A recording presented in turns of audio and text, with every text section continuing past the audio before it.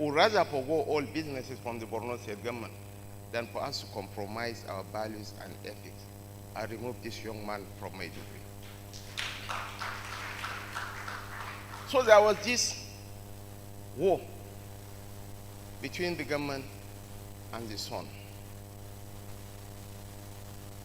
And Omipidan stumbled on a very damaging piece of information concerning some financial transactions of the Borno State government. So my friend, who later on became my special advisor on communications, Isa Umar Gusau, he was by then in Daily Trust.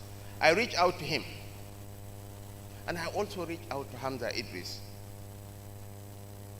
They advised me that go and just seek for his support. Don't ever dangle any carrot before him. So I went to the Sun office at Galadima Junction in Maiduguri. He was nowhere to be found. I dropped my card in his office, and he came to the office, and I opened up to him. We are the bankers to the Borno State government. I learned that you have stumbled on some very damaging news pertaining to some financial transactions related to the first family. I'm begging you, please, shield us from the damaging news. And honestly, I swear in the name of God, not a single dime exchanged hands between us. He said, for your openness, he brought out the information, and it was authentic, I must confess and admit.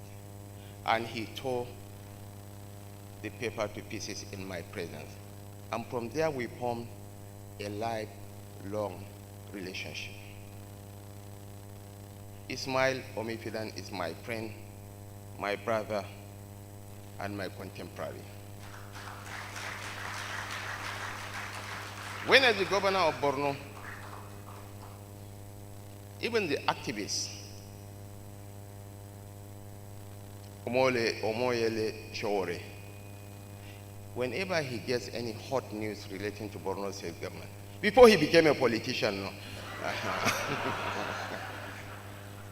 To be fair to him, he was regularly reaching out to Isa Umar Gusau to verify the authenticity of such stories.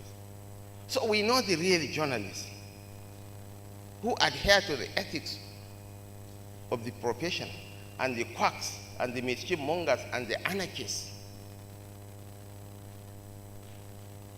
are being the butt of sick jokes.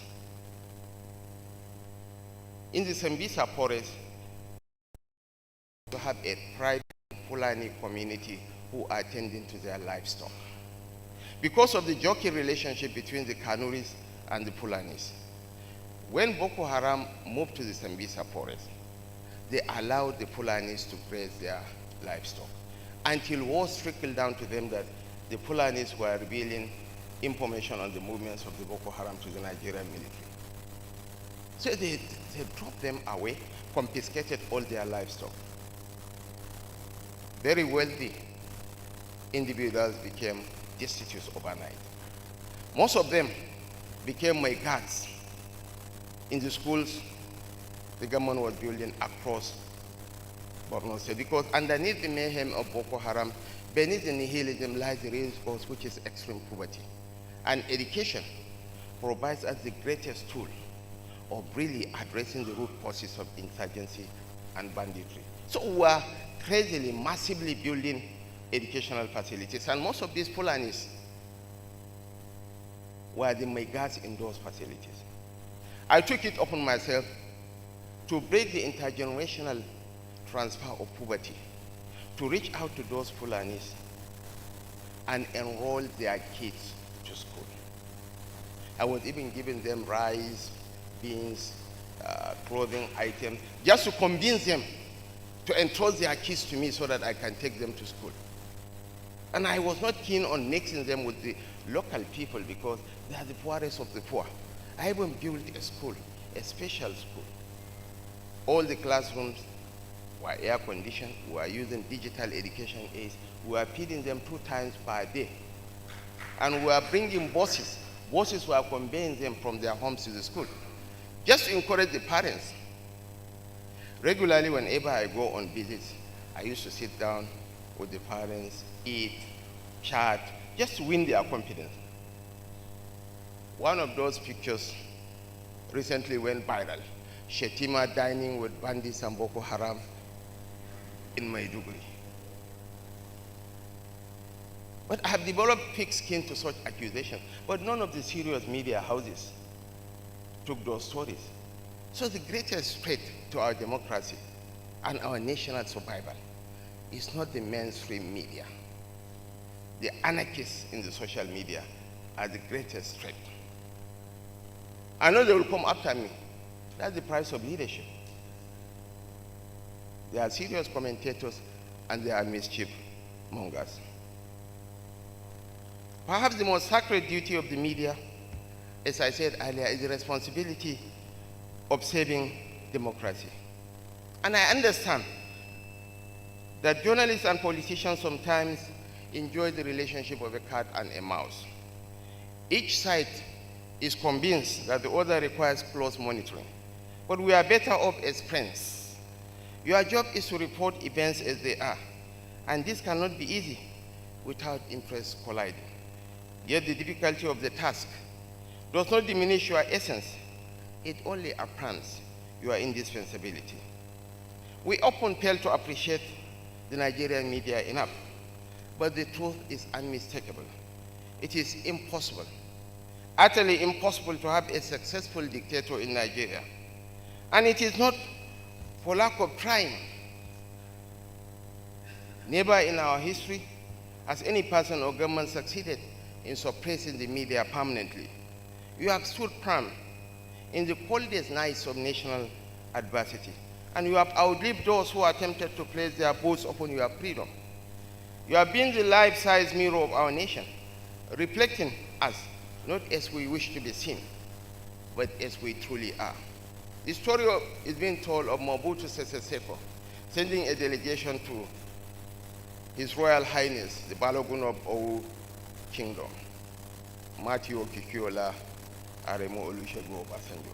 It was by then the military head of state complaining about the bad media he was getting in Nigeria. With its unique sense of humor, Obasanjo requested for that day's edition of Daily Times, the papers that were active then. In one of the papers, there was a caricature with big ears with a protruding tummy of Obasanjo. So he gave it to the ministers. He said, "This is a souvenir. Take it to President Mobutu Sese Seko. They have not spared me, so they will not spare him either." Distinguished ladies and gentlemen, we owe a space of practice devoid of harassment, intimidation, or fear for our journalists. That much is non-negotiable. And as a government, we must continue to create an environment where truth can thrive without obstruction, and why the work you do is protected rather than police, as rightly captured by the Honorable Minister of Information and National Orientation. We are friends of the media. President Tinubu is a publisher. He owns a media outfit. He cannot be hostile. In times of distress, he had provided support to quite a number of media houses. So consider him as one of your own. And we want to build this country. For me, I would rather be a small fish in a big pond than a big fish in a small pond. This country is greater than all of us.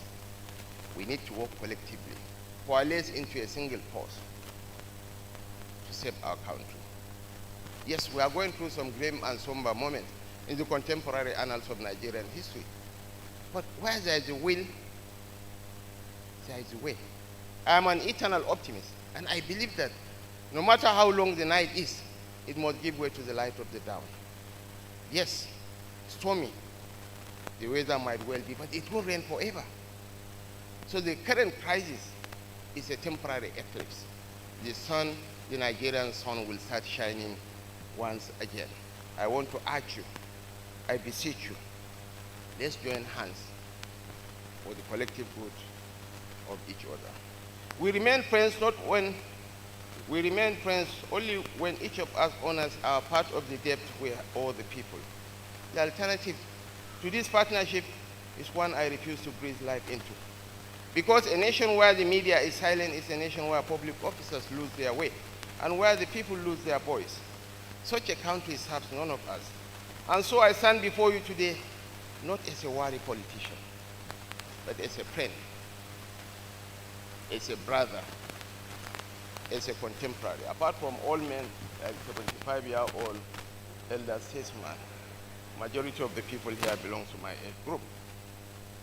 As a friend, one who acknowledges your indispensable role, and assure you that this administration respects and will continue to protect your right to freedom of expression. Take it from me. On behalf of the President, on behalf of the Honorable Minister of Information and Nation, he is a publisher.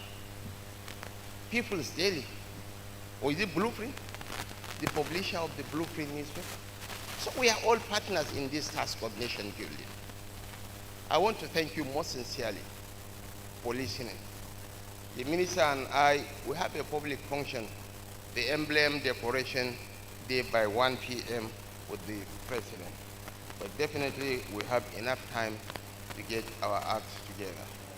Mojit and your colleagues hold the flag flying. We'll support you, we'll nurture you, we'll protect you. Thank you, and God bless the Federal Republic of Nigeria. Thank you very much, Mr. Vice President. Thank you very much, sir. We are really honored. Thank you, sir. So you still do us the honor of helping us to midwife the birth of the publication. So, Mojit, you lead the VP to the unveiling. May we also invite the Honorable Minister of Information and National Orientation. Invite the President and the Vice President, Elder Statesman Fulu Olamiti, and the rest of our members here. But Professor Adeneye, you have to take us through this process. Thank you. Your Excellency, the very cerebral Vice President, our eloquent Information Minister, just a quick observation. And to say that the Book of Infamy is not the actual name, it's just a pseudonym if you want. The actual reference point is Guidelines for IPI's Nigeria's Book of Accountability for Journalism Rights. The Book of Infamy is also taken after the Soviet Book of Infamy, the Nazi Book of Infamy, and the Black Book of Infamy. The essence is actually to be a record, for those who want to infringe on the rights of journalists to do everything they can not to be listed in their book. The reference point, and you are welcome to launch, Your Excellency. Thank you. Okay. And of course, very distinguished ladies and gentlemen, His Excellency Vice President, Federal Republic of Nigeria, Alhaji Ima, Bill's Book of Infamy by IPI. A round of applause, please. Thank you.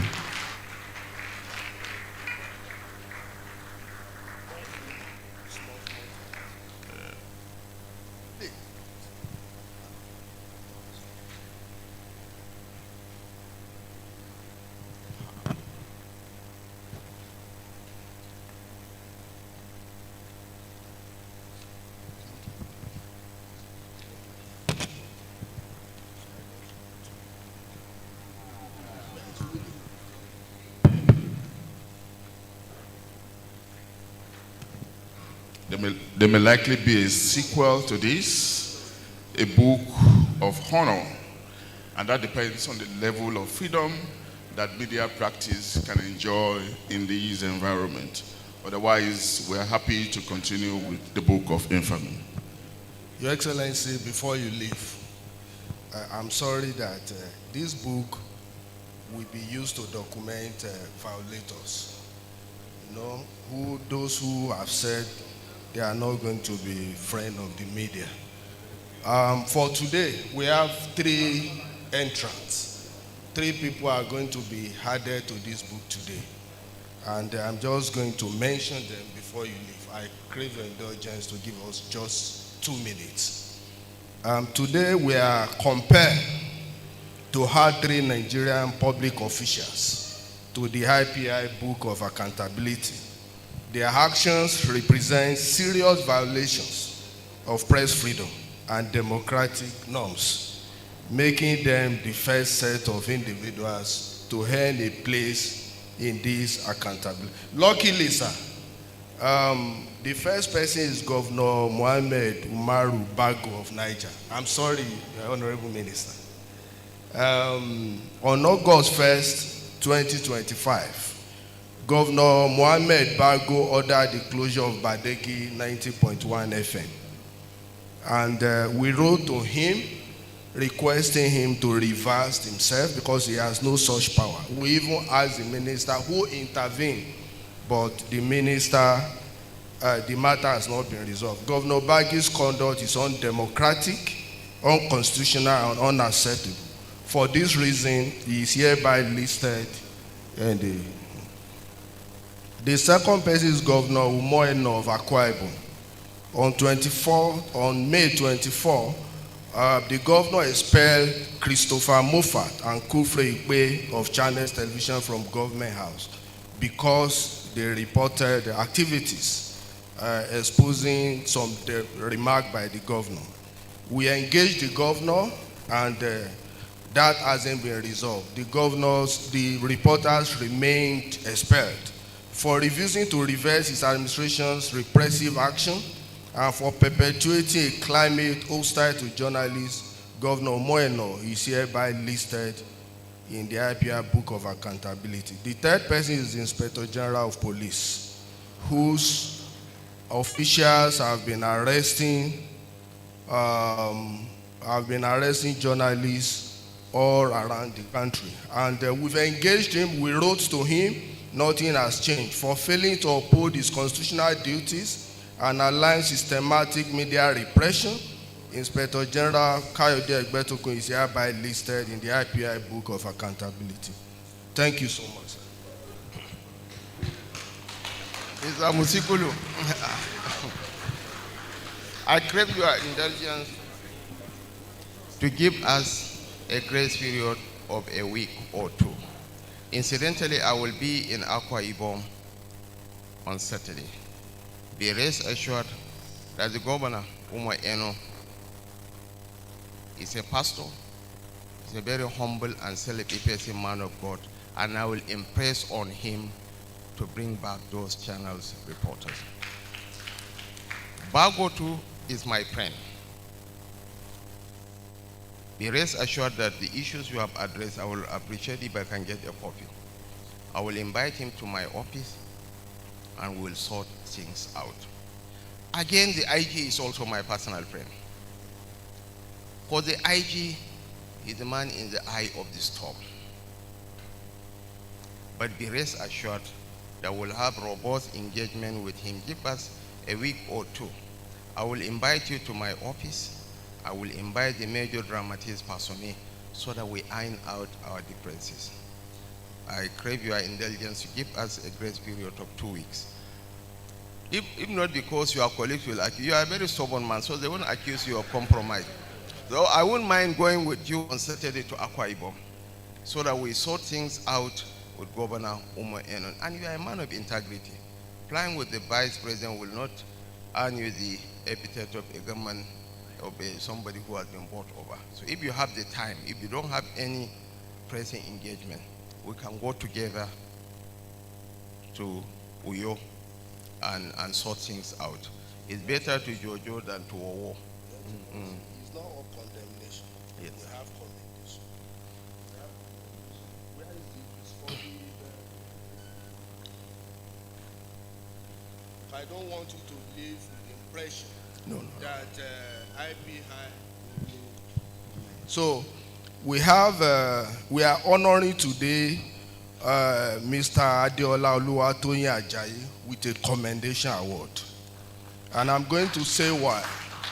It is not just about, so since his appointment as Director General of the State Security Service, Mr. Adeola Oluwatosin Ajayi has demonstrated an unmistakable commitment to press freedom and respect for journalists and media organizations. Unlike in previous years when the SSS was notorious for serious harassment, intimidation, and arrest of journalists, the agency under Mr. Ajayi's leadership has shown restraint, professionalism, and openness to dialogue. Conflicts between the service and the media are now resolved amicably through engagement rather than coercion. So, and a few examples to illustrate this, because His Excellency has to leave, I will just go. For decades, our member, Lanre Arigundade, suffered humiliating treatment at Nigeria's borders, having been placed on SSS watch list since the 1980s. Despite years of advocacy, previous assurances that his name had been removed turned out to be untrue.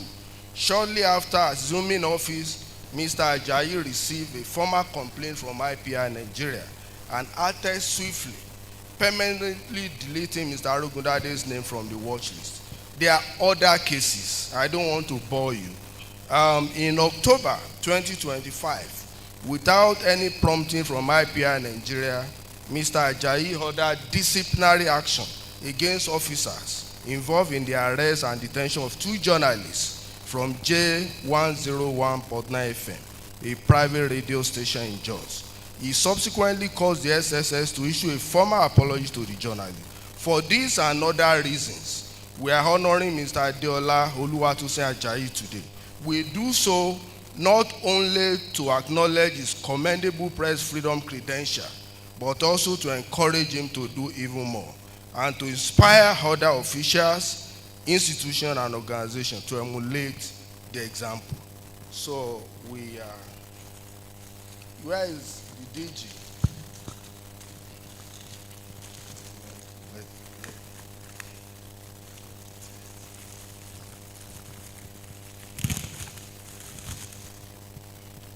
Who is presenting it on behalf of the IPI to the representative of the Director General of the Department of State Services. Thank you, Mr. Vice President. Thank you for your patience and understanding. You have declared yourself a friend of the House, and we really acknowledge that. Thank you very much. And congratulations to the DSS. Thank you. Thank you. And congratulations, one and all. Please, while we remain standing, can we have the national anthem, please? Nigeria, we hail thee, our own dear native land. Though tribe and tongue may differ, in brotherhood we stand.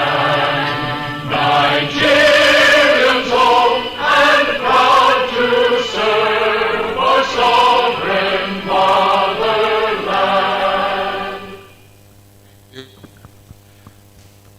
Your Excellency, we are indeed honored. Thank you for doing us this special honor. Thank you, as special guest of honor, the Honorable Minister of Information and National Orientation. The rest of us will stay behind and continue with the rest of the program. We might use this opportunity to stretch our legs, grab a cup of coffee or tea, as the case may be, and then we reconvene in another 15 or 20 minutes. Thank you.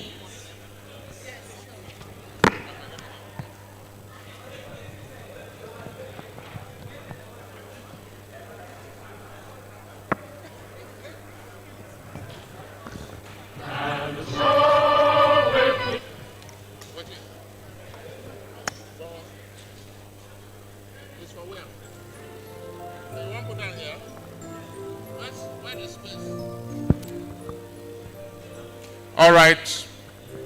Ladies and gentlemen, thank you. Please, let's resume our seats so that we can continue this program in earnest.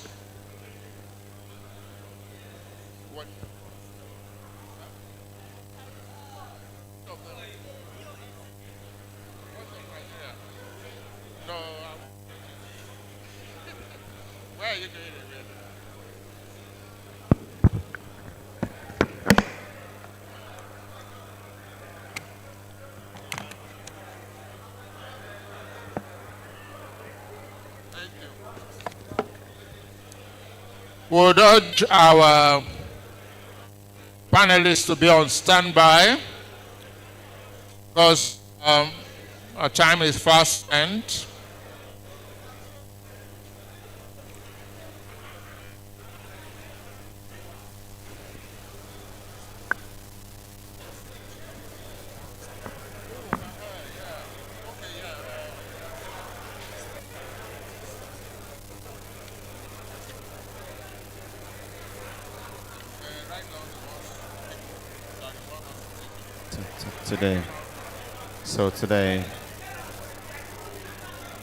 Today.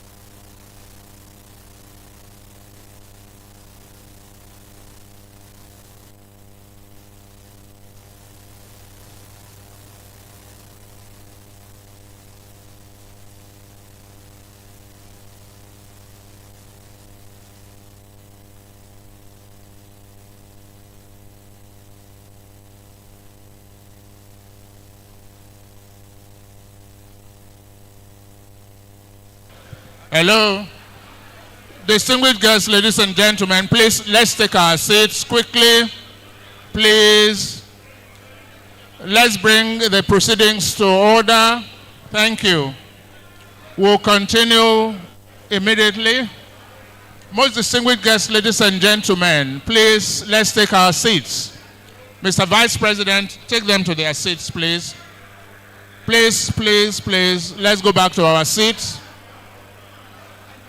Thank you. We shall take some goodwill messages immediately.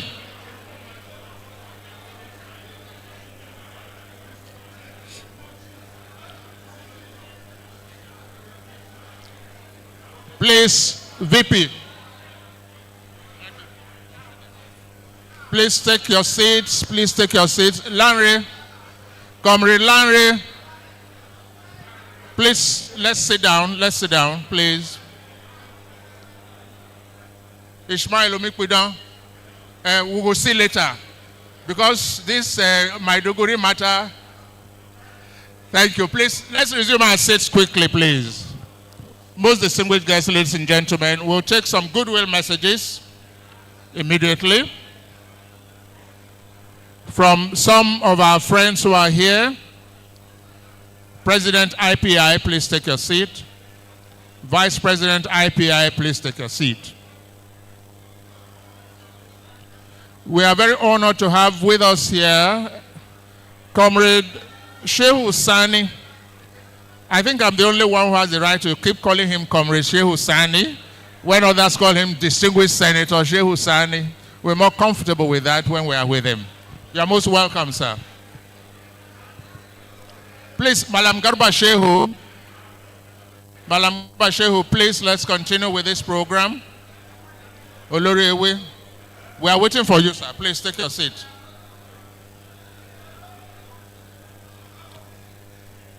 Please, let's take our seats, ladies and gentlemen. Thank you. We'll take some goodwill messages from some of our friends who have been very supportive of what we're doing here.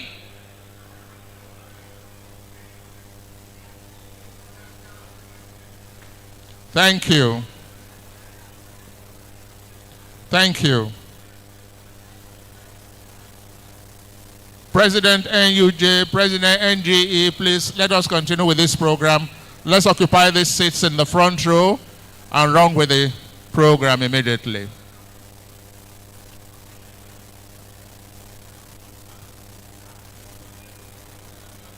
I'm told that we are on air on some of the television stations, so let's roll. If I could have the list of... Oh, thank you very much. Yeah. We shall now take some goodwill messages from some of the friends and well-wishers of the IPI. The first on my list is the Director General of the Department of State Services, represented here this morning by the Assistant Director General, Dr. Mrs. Bola Tito Olufe. Please, let's put our hands together for her as she steps forward. Thank you. Thank you.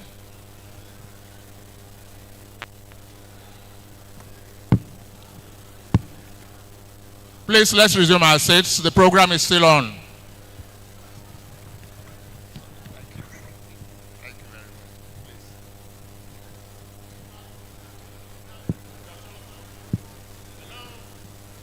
I believe we have one house. Thank you very much for your rapt attention.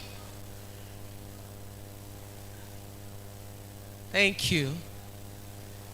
I would like to start by acknowledging the presidents and other executives of the IPI in Nigeria. To seek their permission to adopt the already well-established protocol. Hello, dear colleagues. Hello. Hello, dear colleagues. Please, let's come back to our seats, please. Hello, those at the back. Hello. Please, let's come back to our seats, please. Let's take our seats, please. We still have a long way to go. Let's come back to our seats. Sorry, madam. Once the president leaves. So. Hello, let the people at the back, please stop them. Let's come back to our seats.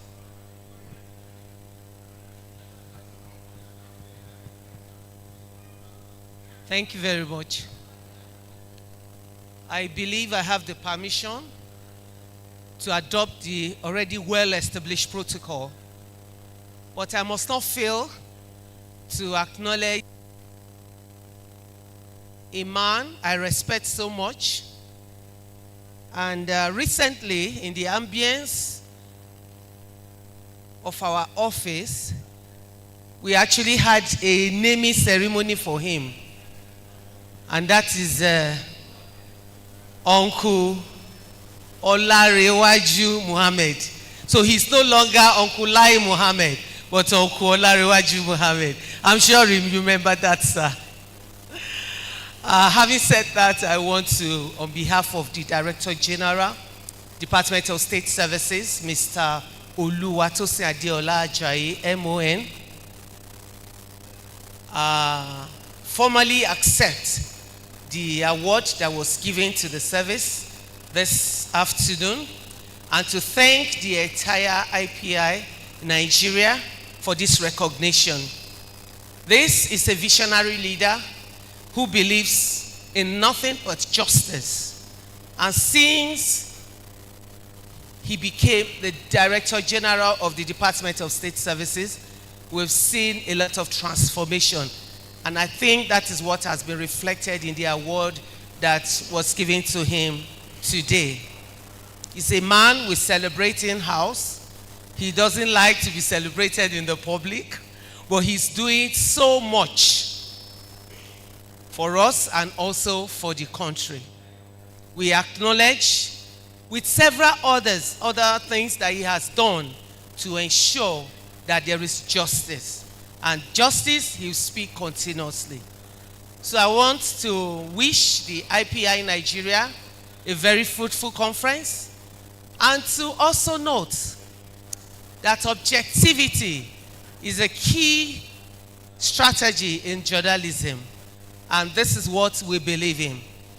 Whatever we write and whatever we say should be based on critical investigation of the issue, and to be able to be objective in looking at it from your own perspective and from the perspective of whoever you're writing about.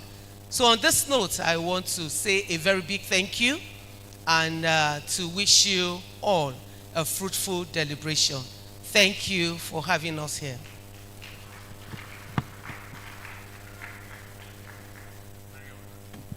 Please, let's keep the applause going for our sister, Dr. Bolatito Olufe, representing the DG DSS. We'll also take another goodwill message quickly from the representative of the chairman of the ICPC, Mr. Ode. Please step forth. Thank you very much. Please, let's put our hands together for him.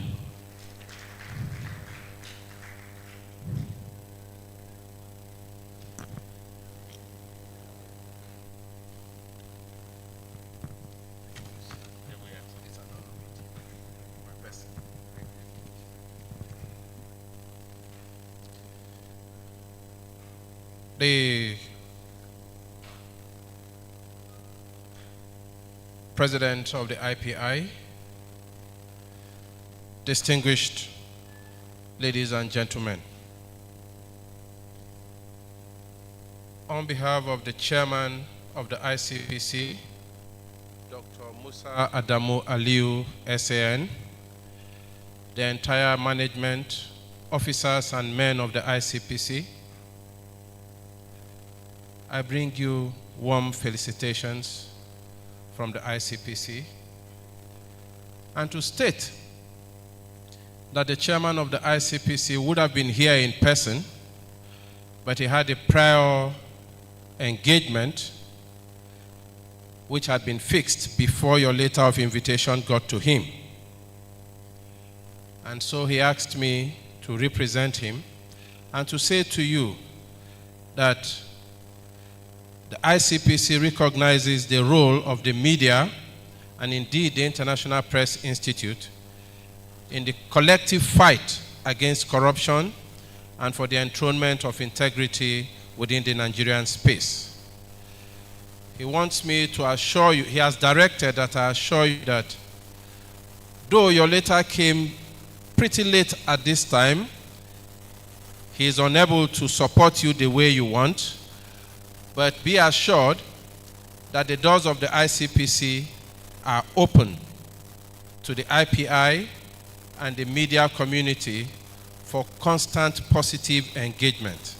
And hopefully, you would get better support next time. So on behalf of the ICPC, its chairman, management, and staff, we say well to the IPI. God bless the Federal Republic of Nigeria. Thank you.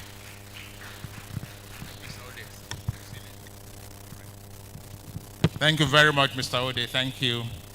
Speaking on behalf of the ICPC, we would have Malam Hamza Idris, Vice President North, Nigerian Guild of Editors, to speak on behalf of the Guild. Please, let's put our hands together for Malam Hamza Idris. We shall quickly round up the goodwill messages and go on to the paper presentations in a moment.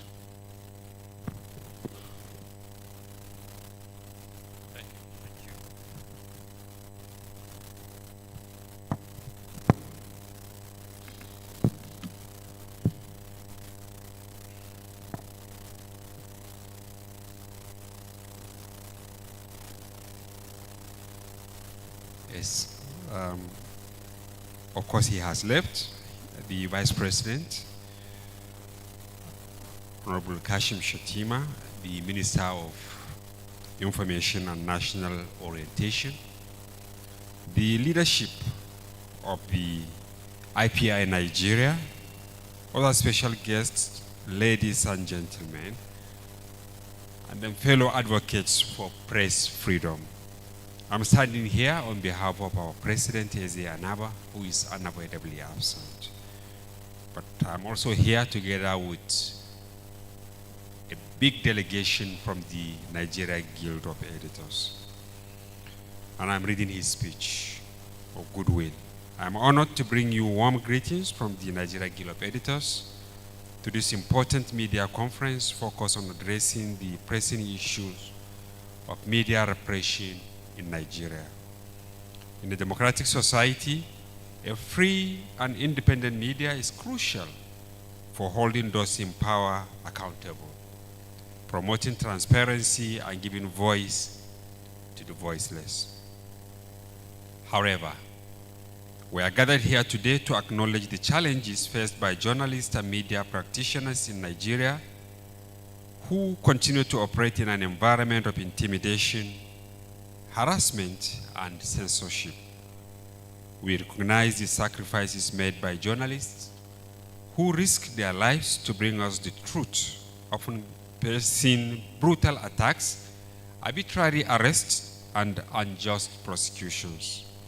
We stand in solidarity with them, and we demand that the Nigerian government takes concrete steps to ensure their safety and protection. Media repression is not just an attack on journalists, it is indeed an attack on democracy itself. It is a threat to the fundamental rights to information, freedom of expression, and the public's right to know. As stakeholders, we must work together to promote a culture of press freedom where journalists can operate without fear or favor. We call on the Nigerian government to respect and uphold the provisions of the Freedom of Information Act, to investigate and prosecute attacks on journalists, and to create an enabling environment for media practitioners to thrive. Let us use this platform to amplify the voices of Nigerian journalists and to advocate for a free and independent media that serves the interests of the people. Thank you, and I wish you fruitful deliberations.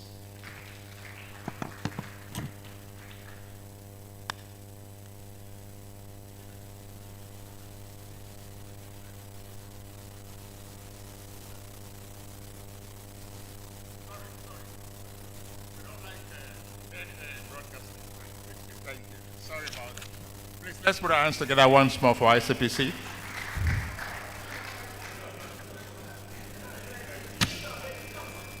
Oh, NG, sorry.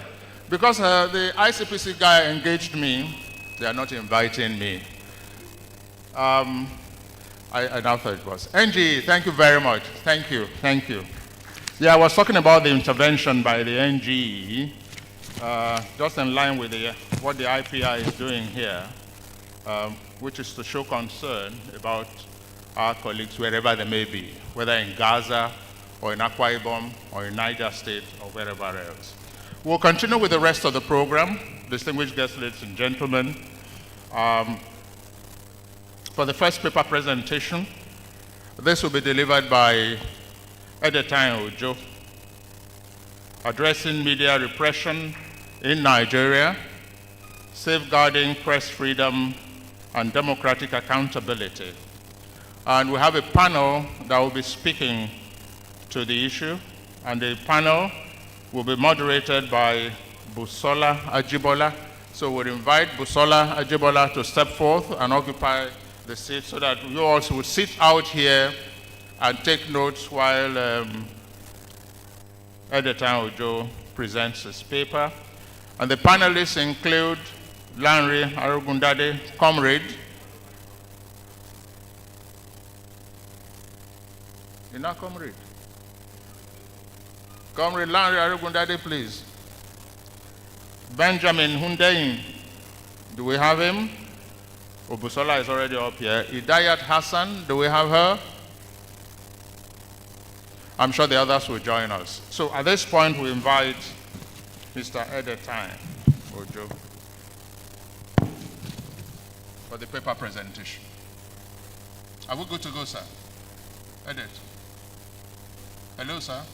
Are we good to go? Ah, okay. Yes, they are on their way. Larry was here a while ago. You know, comrades have a way of... okay, it's no longer a comrade. That's why. Please. Whether you use this or use this, which would be good, please. Is it working? Yeah, let me use that so I can free my hands. The other panel would look out for the other panel, members of the panel, if they're here, or if we'll effect a slight structural adjustment on those who will participate. So edit. Let me use this. Is he on? Yes. Thank you. Okay.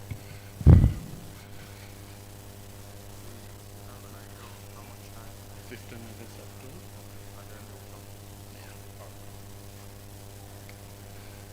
Distinguished guests, colleagues, ladies and gentlemen, please allow me to stand on existing protocols so that we don't take too much time.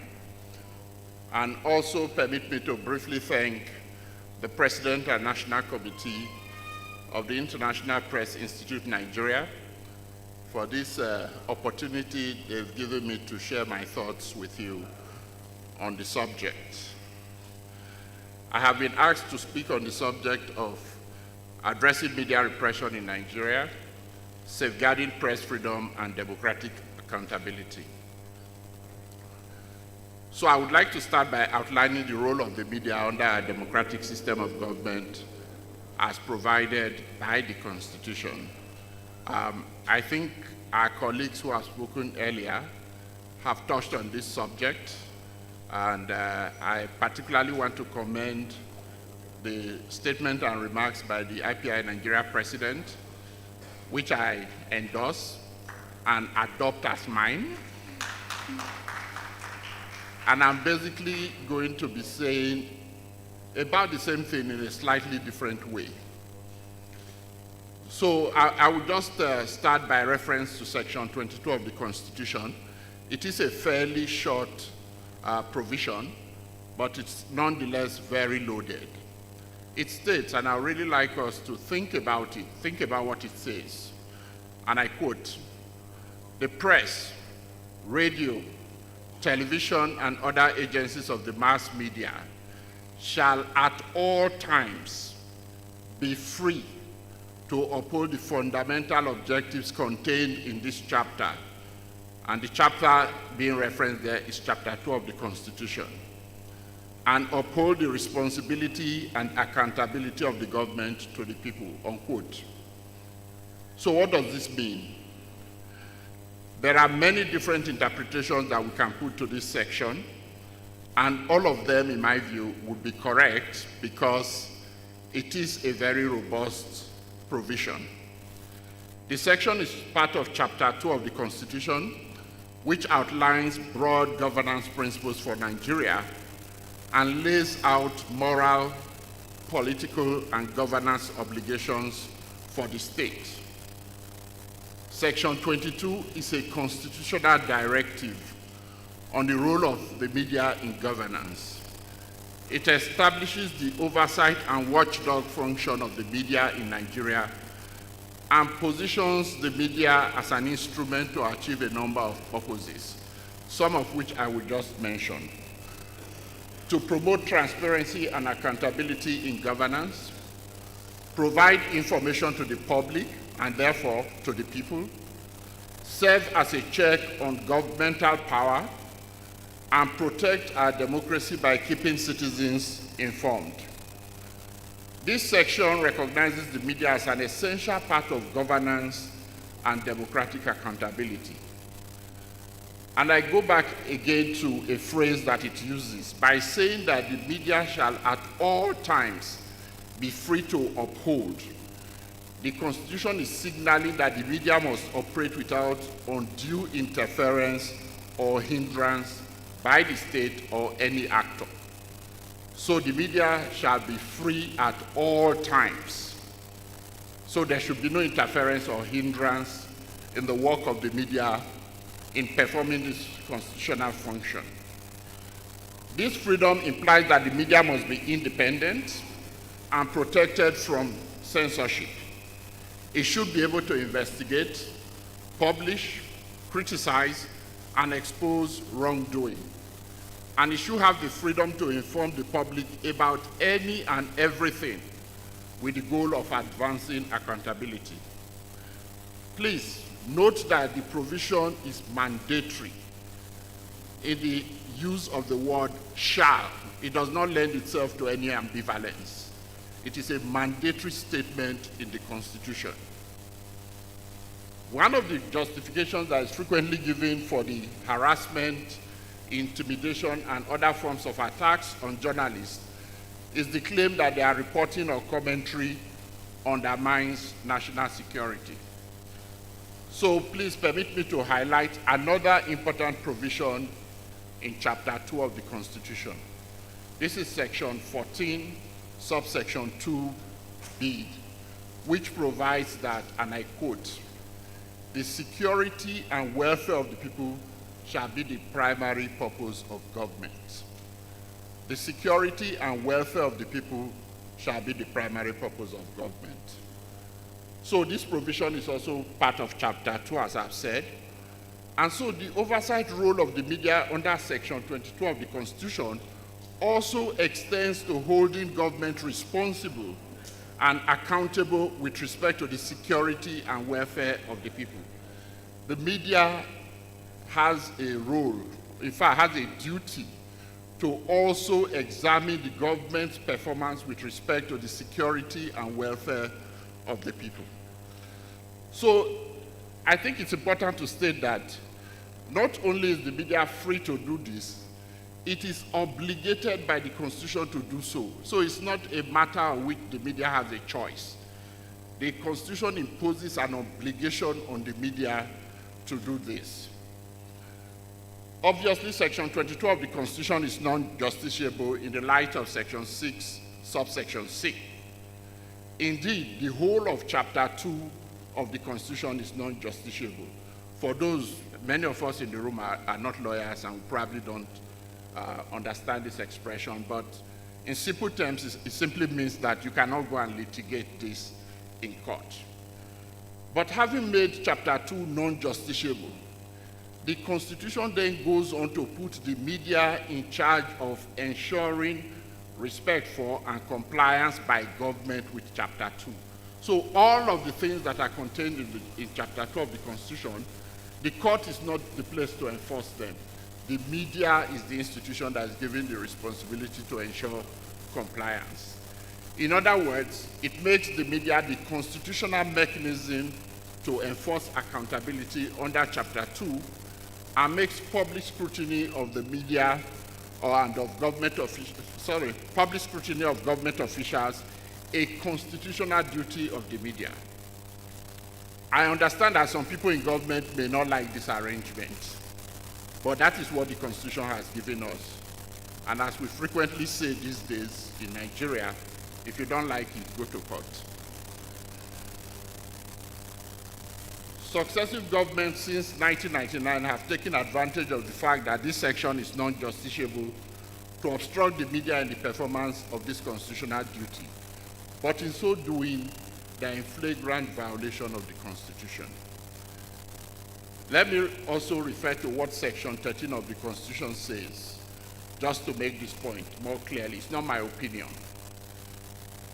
Section 13 states, and I quote, "It shall be the duty and responsibility of all organs of government and of all authorities and persons exercising legislative, executive, or judicial powers to conform to, observe, and apply the provisions of this chapter," which is Chapter 2 of this Constitution. So the chapter of the Constitution being referred to here is the one that includes Section 22. So what it's essentially saying is that every functionary of government, every agency or institution of government is under an obligation to comply with and apply Section 22 of the Constitution. So any organ of government, any authority or any person, whether exercising legislative, executive, or judicial powers, who obstructs the media in the performance of its constitutional functions is violating the Constitution. There can be no question about that. In addition to this, such a person is also breaching the Code of Conduct for Public Officers, which is contained in the 5th schedule to the Constitution, and is violating his or her oath of office. And I'll quote from the Code of Conduct for Public Officers on this issue. So if you look at paragraph 9 of the Code of Conduct for Public Officers, which is contained in the Constitution, it states, and I quote, "A public officer shall not do or direct to be done in abuse of his office any arbitrary act prejudicial to the rights of any other person, knowing that such act is unlawful or contrary to any government policy," unquote. So if you are a government official and you direct the police or other security or law enforcement agents to go and arrest a journalist, you have to ask yourself, is that a lawful exercise of your power and authority? My answer is no. Paragraph 13 of the Code of Conduct for Public Officers goes on to provide that, I quote again, "A public officer who does any act prohibited by this code through a nominee, trustee, or other agent shall be deemed ipso facto to have committed a breach of this code." So on a simple interpretation of this, it means that the fact that you did not personally prevent a journalist from carrying out his or her professional duties, but that you used the police or the DSS or some other agency to obstruct the work of the journalist or unlawfully punish the journalist for doing his or her professional duty does not exonerate you. Now, let me proceed to quickly outline some of the obligations of the government with respect to the protection of journalists for the purpose of enabling them to perform their professional duties. And one of the clearest instruments that articulates these obligations is a document called the Declaration of Principles on Freedom of Expression and Access to Information in Africa, which was adopted by the African Commission on Human and People's Rights in 2019. It is a document that draws its authority from the African Charter on Human and People's Rights. I will quote verbatim some of the provisions of Principle 20 of that document. Again, I urge you to please note that the language is also mandatory in the consistent use of the word shall. Sub 1, states shall guarantee the safety of journalists and other media practitioners. It is a responsibility that states have to guarantee the safety of journalists and other media practitioners.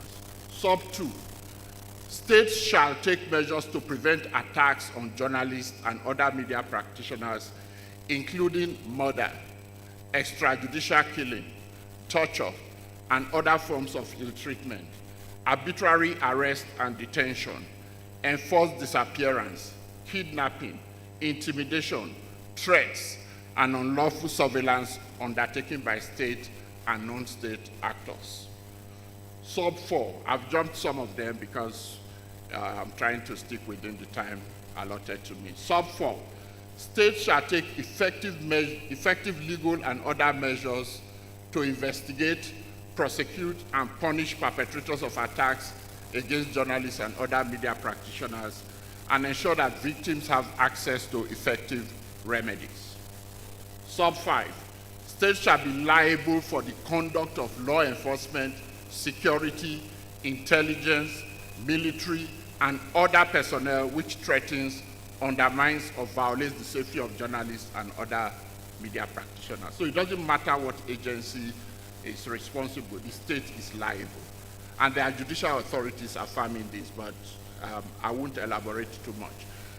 And finally, because this is also important, sub 6, states shall take specific measures to ensure the safety of female journalists and media practitioners by addressing gender-specific safety concerns, including sexual and gender-based violence, intimidation, and harassment. So it's against this background that I would like to highlight some of the realities of the media environment in Nigeria. And I think that Muskilu has very adequately highlighted some of them in his earlier presentation, so I won't repeat that. But I would say as a general statement that all organizations that monitor and document attacks on journalists and the media in Nigeria are consistently recording worrisome levels of such attacks, while the situation just appears to be going from bad to worse. This is something some people may choose to deny or argue about, but available data from multiple organizations support this statement. But what is even more worrying is the fact that government officials, including security, law enforcement, and intelligence agencies, are responsible for most of these attacks. So these are the very same people who have the specific responsibility to protect journalists, both under our Constitution as well as under regional and international instruments that are binding on Nigeria. The latest report, which we released early in November to commemorate this year's International Day to End Impunity for Crimes Against Journalists, revealed that government officials were responsible for nearly 74% of all attacks on journalists documented in Nigeria by my organization between January 1st and October 31st, 2025. So what conclusions can we draw from this situation? The conclusions are not pleasant, and there's no way to sugarcoat them. It is heartbreaking to note that perpetrators of attacks against journalists within and outside government are hardly ever held accountable for their attacks on journalists, including the killing of journalists. I'm sure nobody in this room can point to any situation where a journalist has been killed and anybody was tried and convicted for that killing. Indeed, government officials, both the lowly and the high-ranking, are hardly ever reprimanded for attacks on journalists, which unfortunately gives the impression that these acts either have the blessings of the state or might in fact be official policy. Under these circumstances, how do we discourage future attacks on journalists when the signal that everyone is getting is that you can attack journalists, even kill journalists, and you will very likely go scot-free? Is this a record we are proud of, or is it a record that we can be proud of? So when we look in the mirror, and this is the image of ourselves that we see as a country, in terms of our media environment and how we treat our journalists, do we feel good about it? I believe it is now time for the government to respond decisively to this reality and say no more. And I think that I speak for the entire media community when I say we stand ready to work with government to put in place systems and mechanisms to address this clearly unacceptable situation of media freedom and safety in Nigeria. I'm heartened by the Vice President's response to those who were entered into the book of infamy, but we need to systematize that. It's not something that should depend on the attitude of one official or the other. I thank you for your attention.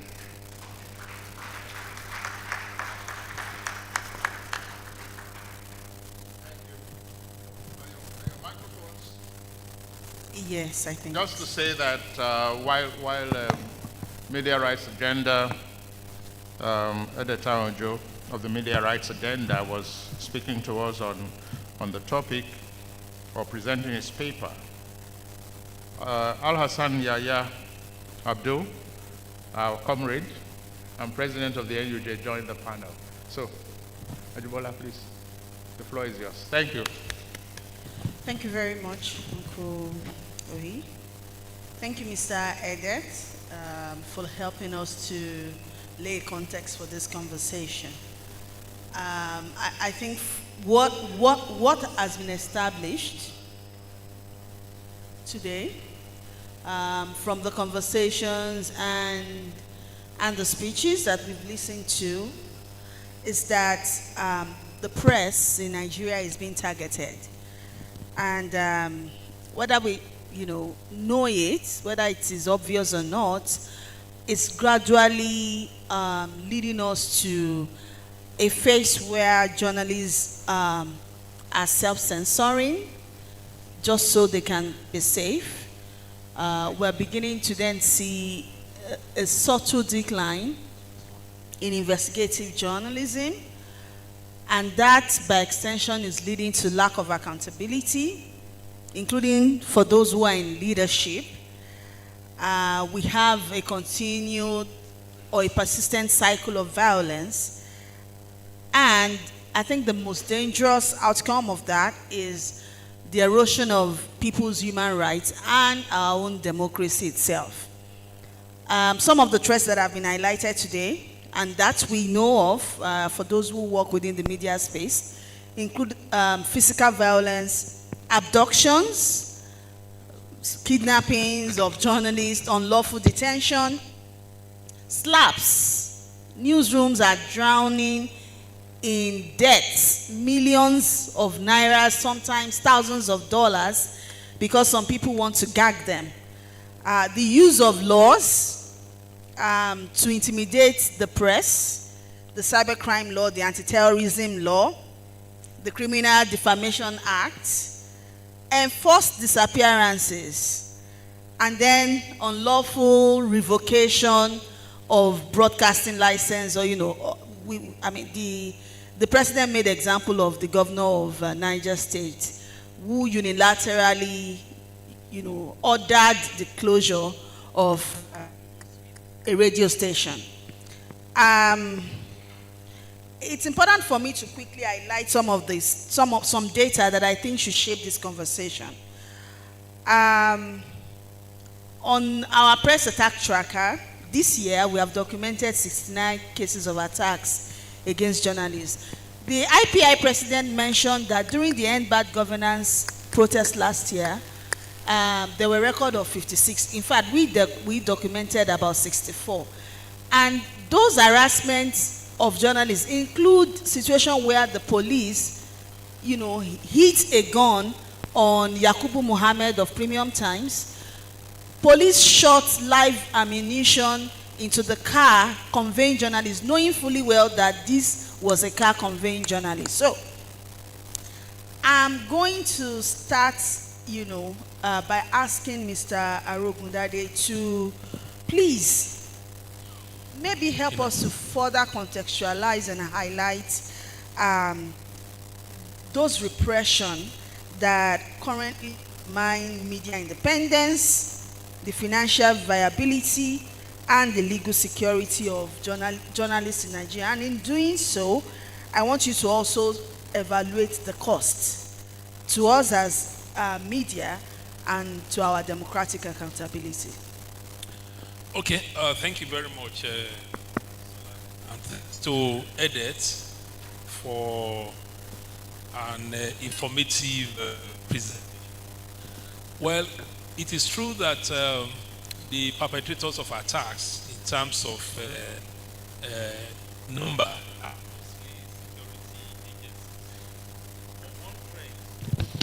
but one trend that I think we should highlight at this conversation is how what we call non-state actors increasingly use these security agents against journalists. And I think it's a major threat in the sense that we are likely to quickly condemn the police, the DSS, and so on, but the hands behind some of these things are sometimes, private hands, and we see it with corporate interests feeling threatened about the media and using the security agencies. And one of the examples that we have often cited is the case of the journalist who did a report on very poor water factories in Sokoto State, and apparently the proprietor reported him to the police, and the next thing he was declared wanted by the police and the DSS and asked to report in Sokoto. So we have trends like that, and it's because they see that the police, the DSS sometimes are always very eager to go and pick journalists and keep them for some time, sometimes surreptitiously, in which case we can even say it's a form of kidnap or abduction, until we make noise and then they are charged, to court. And I feel that this is a major, threat against, journalists. We've also noticed in the course of our work that some of these threats even go unreported. Journalists are threatened and some of them just quietly stay off their beat or walk off their beat for a period of time because they don't want anything untoward to happen to them. So this is a kind of dis-enabler of press freedom and media freedom in Nigeria, in the sense that you now have, non-state actors being very active. During the 2023 general elections, a female journalist working with AIT was beaten mercilessly and injured. And what happened? She was attacked by agents of a politician who kind of just signaled with his eyes and watched as this thing happened by political thugs. And so that's also another arena of attacks. And I feel that in our analysis, we need to look at these unseen enablers, as we describe them by the International Press Center, of attacks on journalists in Nigeria for us to have a comprehensive picture. Now, it has the effect of censorship, but it also has, the effect of the weakening of the capacity of the media to hold our leaders accountable. And I'm glad that IPI identified 2 state governors, because if you look at it really, the state governors are lords of the manor when it comes to violations of the rights of journalists. Edet mentioned in his presentation how some of their conduct constitutes a kind of a violation of the code, or a breach of the code that, of the oath of office that they take.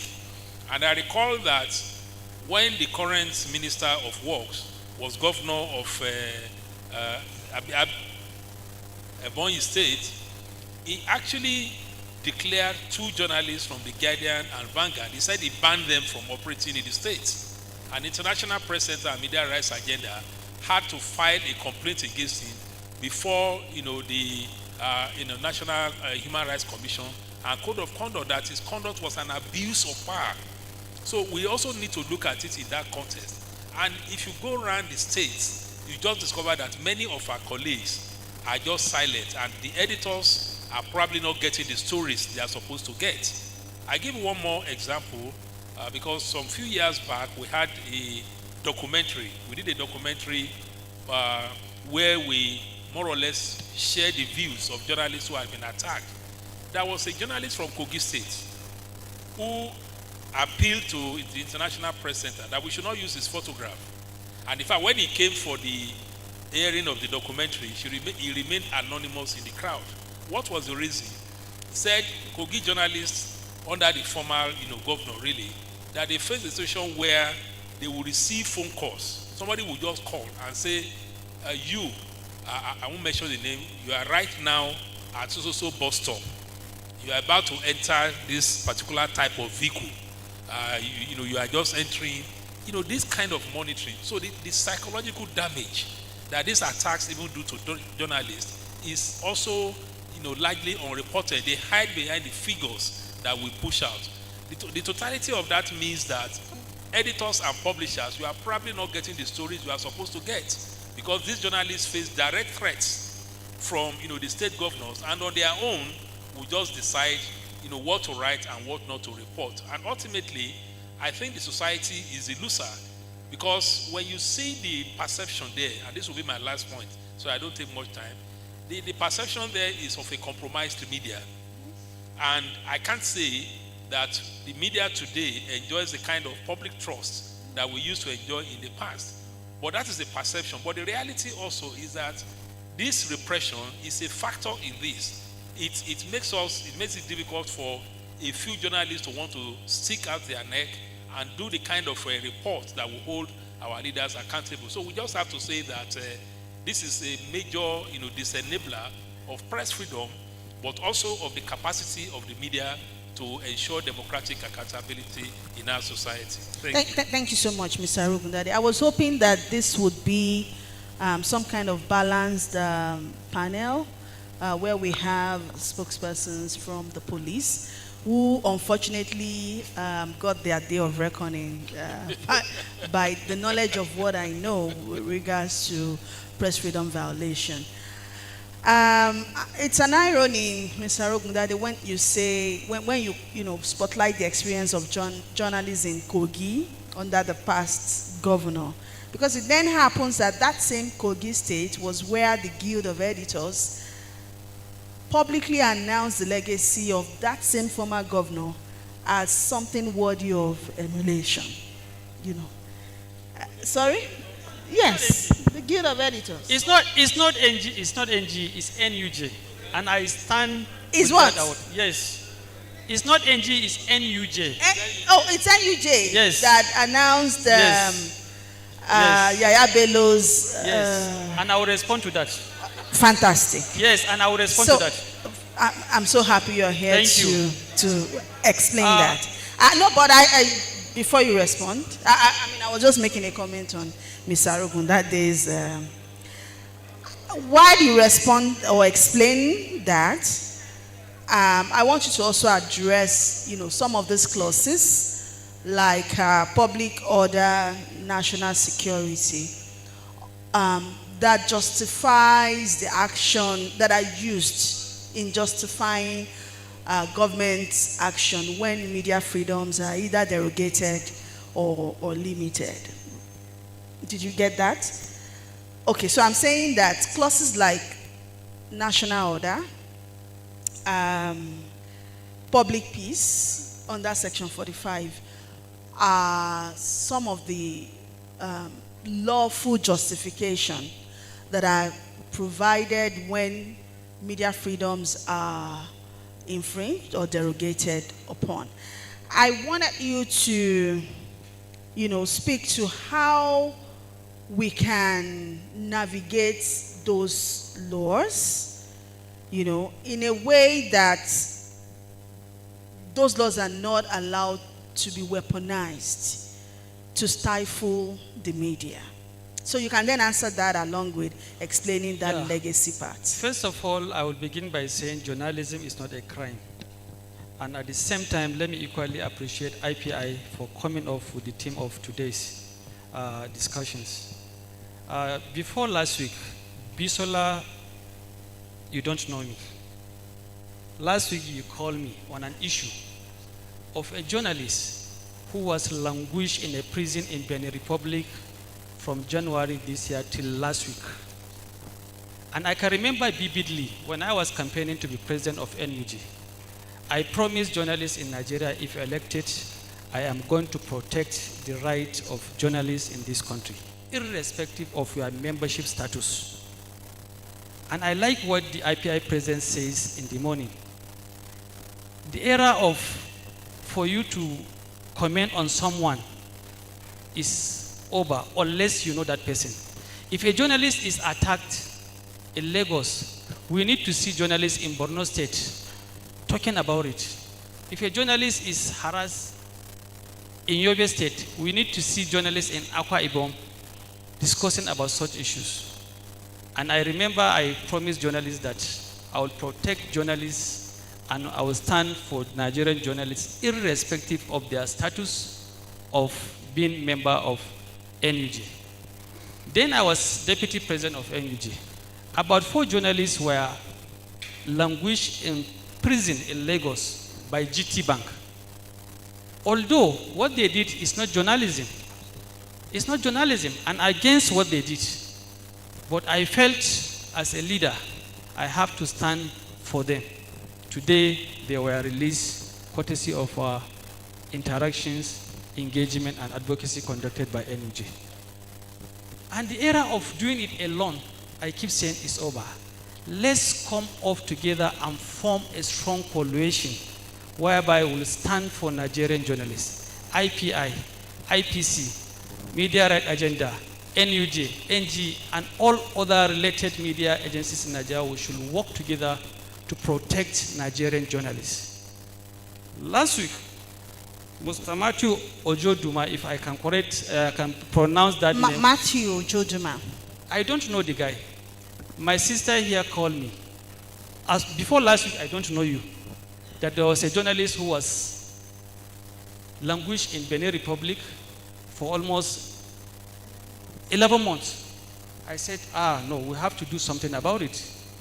And I told her, this time around, I'm not going to issue a statement. Already you have done that. Maybe IPI, IPC, and the rest have done that. But I'm coming up with another strategy. And I believe the strategy is going to work and is going to go a long way in changing the narratives. And I told her the strategy. And she said, that is excellent, Mr. President. And today I'm glad to tell you, the very gentleman is released from Benin Republic, courtesy of working together. I think we have to work together. NUJ cannot do it alone. If you look at the issues, we have issues of remuneration for Nigerian journalists. And I promise to Nigerian journalists that let's come up together. And let me remind us, in the 7th Assembly or 8th Assembly, if I can recall, there was a bill before the National Assembly that is called Media Enhancement Bill. That bill has reached second reading, but the bill was killed, and we all know why. So distinguished colleagues, ladies and gentlemen, by January next year, we are coming up as a coalition, and we are going to present another bill before National Assembly. Thank you. Thank you, Mr. President. And I must commend you for working swiftly with us on Matthew Ojojuma's release. Mr. Edet, I've been told we only have about 3 minutes left on this panel. So I want you to, quickly talk about the strategies that you think we can adopt as media and governments, to facilitate processes that can lead to enhancing journalist safety, fortifying media independence, and also ensuring that the media continues to stay economically viable so it can perform its accountability role. Strategies. Okay, thank you very much. That's quite a huge topic. But let me just make the first point by reference to what the Honorable Minister said when he was speaking to us this morning. He referenced an instance where a media organization had published a series of reports on the Samoa Agreement, and the federal government felt very unhappy about the report, but they did not adopt the usual style of going to arrest people in that media organization and so on. They produced counter information to try and respond to what they claimed was the falsehood that was published. And then they lodged a complaint with what is now called the Media Standards and Complaints Council of Nigeria, which is a co-regulatory body set up by media stakeholders, the media professional bodies. And at the end of the day, that body gave a decision which all the parties involved, including the federal government, really praised. In fact, the Ministry of Information issued a public statement commending that outcome. To date, that remains the only example of government using a regulatory mechanism to address media conduct. Yeah. So we are not claiming that journalists can never get it wrong or that journalists are angels. But when they get it wrong, when they misbehave, when they misconduct themselves, how do you go and abduct somebody, chain the person, carry the person from Lagos to Abuja, lock him in chains for 2 weeks? How is that a response that any reasonable person thinks is okay, when there are constitutional and legal mechanisms that you can use to respond if your intention is really to fight inaccuracies, fight falsehood, or fight unethical conduct? So perhaps it's a failing on our part as a media community that we are not sufficiently enlightening government and other stakeholders, including the public, about the role of the media, about mechanisms for responding to media misconduct or misbehavior and so on.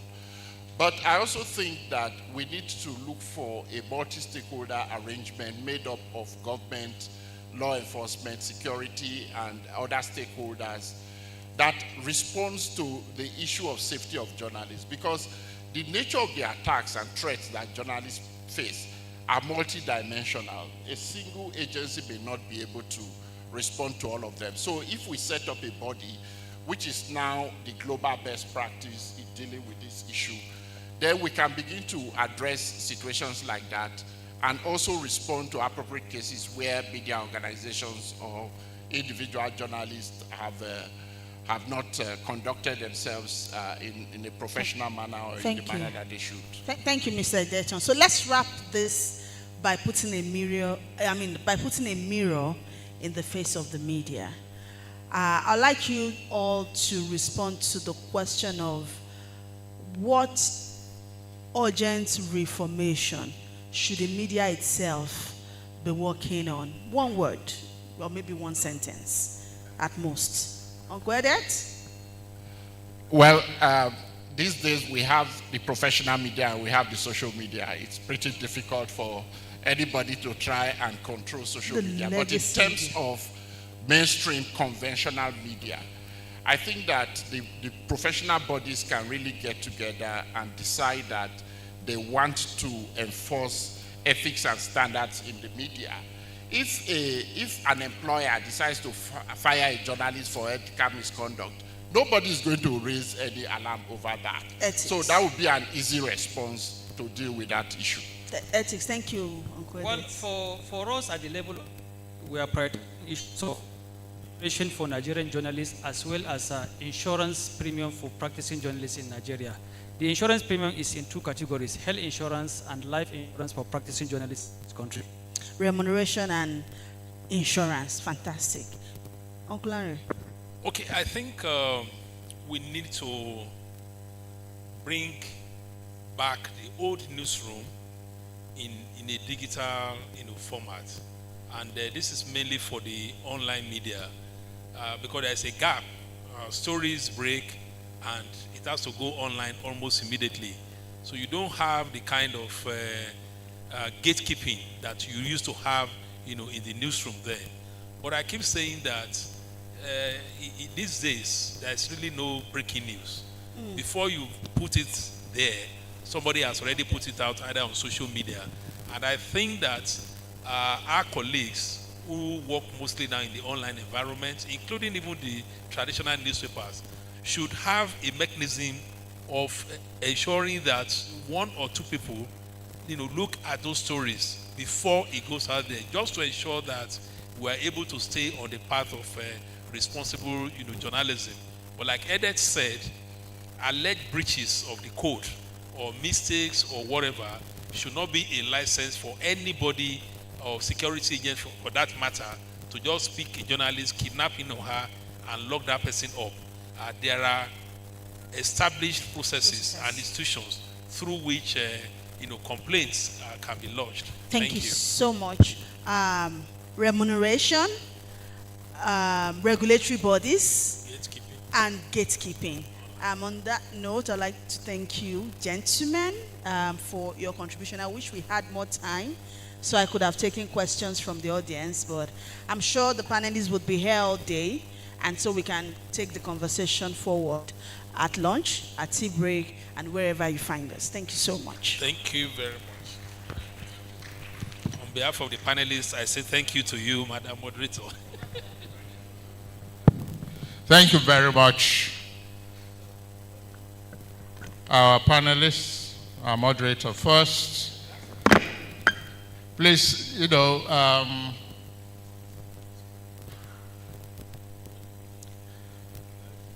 thank you, Bosola Ajibola, for moderating that session so very well. And the seminal contributions from the NUJ President, Comrade Al-Hassan Yahya Abdul, and of course, Comrade Lanre Arugundade, we are indeed grateful. The paper presented by the Media Rights Agenda, Editor Ojo, thank you. We shall have the next paper in a moment. But before then, a quick announcement. Our inductees, we are advised to write out our names in the order we want it on the certificates that will be issued a little later on. The inductees, please, write out your names in the order that you want them, and when you've done so, you lift it up. Ushers will come pick them up from where you are, if you have not already done so. Please. Thank you very much. We'll take a goodwill message from the National Communications Commission. We're informed that the Director General of that body is ably represented by one of us, Mrs. Nena Ukoha, who is the Director of Public Affairs for the National Communications Commission. Can we invite Mrs. Nena Ukoha to please step forth and make the good remark on behalf of the NCC. It's been many years that some of us are Nena Ukoha reporting for NTA News. Today serves the country in another capacity as Director of Public Affairs for the NCC. Thank you. Thank you, Mr. Alegbe. It's my pleasure. Mr. President, distinguished Senator, distinguished ladies and gentlemen, I bring you greetings from Dr. Aminu Meida. This is one of the events he would have loved to attend because his father, Wada Meida, was one of the pioneers of this institute in Nigeria.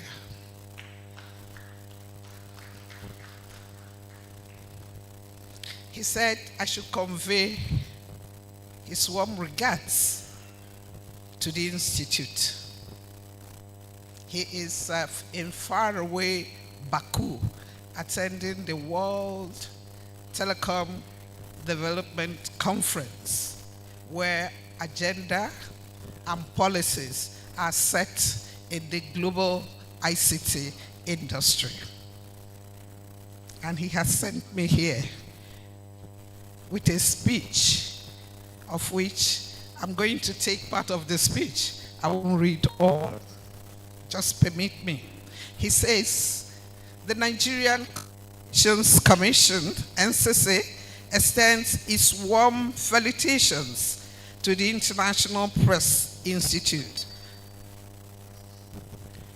The NCC commends IPI Nigeria for its unwavering commitment to promoting press freedom, democratic accountability, and global best practices in journalism. These are values that we deem as critical to sustaining the vibrancy of media practice that supports transparency and informed discourse to promote the kind of media environment that allows the Commission partner with the fourth estate of the realm as important stakeholders. The Commission recognizes the role of the media in shaping public understanding of its regulatory initiatives and facilitating stakeholder engagement. Clear instances of this exist in the support it has received in the operationalization of the Presidential Executive Order on the designation and protection of critical national information infrastructure, the CNII. The media it's important to rallying Nigerians to recognize the importance of safeguarding and protecting telecommunications infrastructure against vandalism, theft, and other destructive activities. We identify with the theme of this year's conference, which is addressing media repression in Nigeria. safeguarding press freedom and democratic accountability. As the regulator of Nigeria's telecommunications sector, the Commission recognizes the importance of connectivity that ensure Nigerians of all walks of life, including media practitioners, have access to service that secure, resilient, and supportive of their right to practice their profession.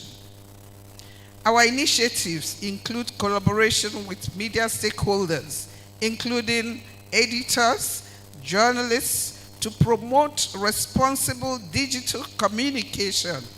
We are supportive, and also we have support initiatives that combat misinformation, enhance media literacy, and ensure that the digital space remains a tool for constructive and national discourse. The second is ensuring digital sovereignty and infrastructure security by working closely with stakeholders to strengthen the resilience of Nigeria's telecommunications infrastructure through regulatory frameworks and partnership. We are enhancing cybersecurity protocols, protecting ethical national assets, and ensuring that our digital backbone remains secure and reliable to ensure the rights of all subscribers. And on this note, we wish you a fruitful deliberation in this conference, and we pledge our support to the Institute at any time. Thank you very much. Thank you.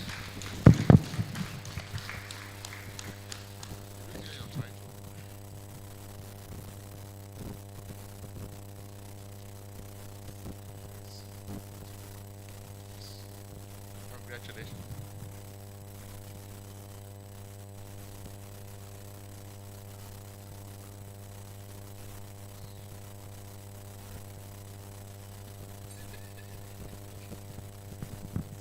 All right, I will do that.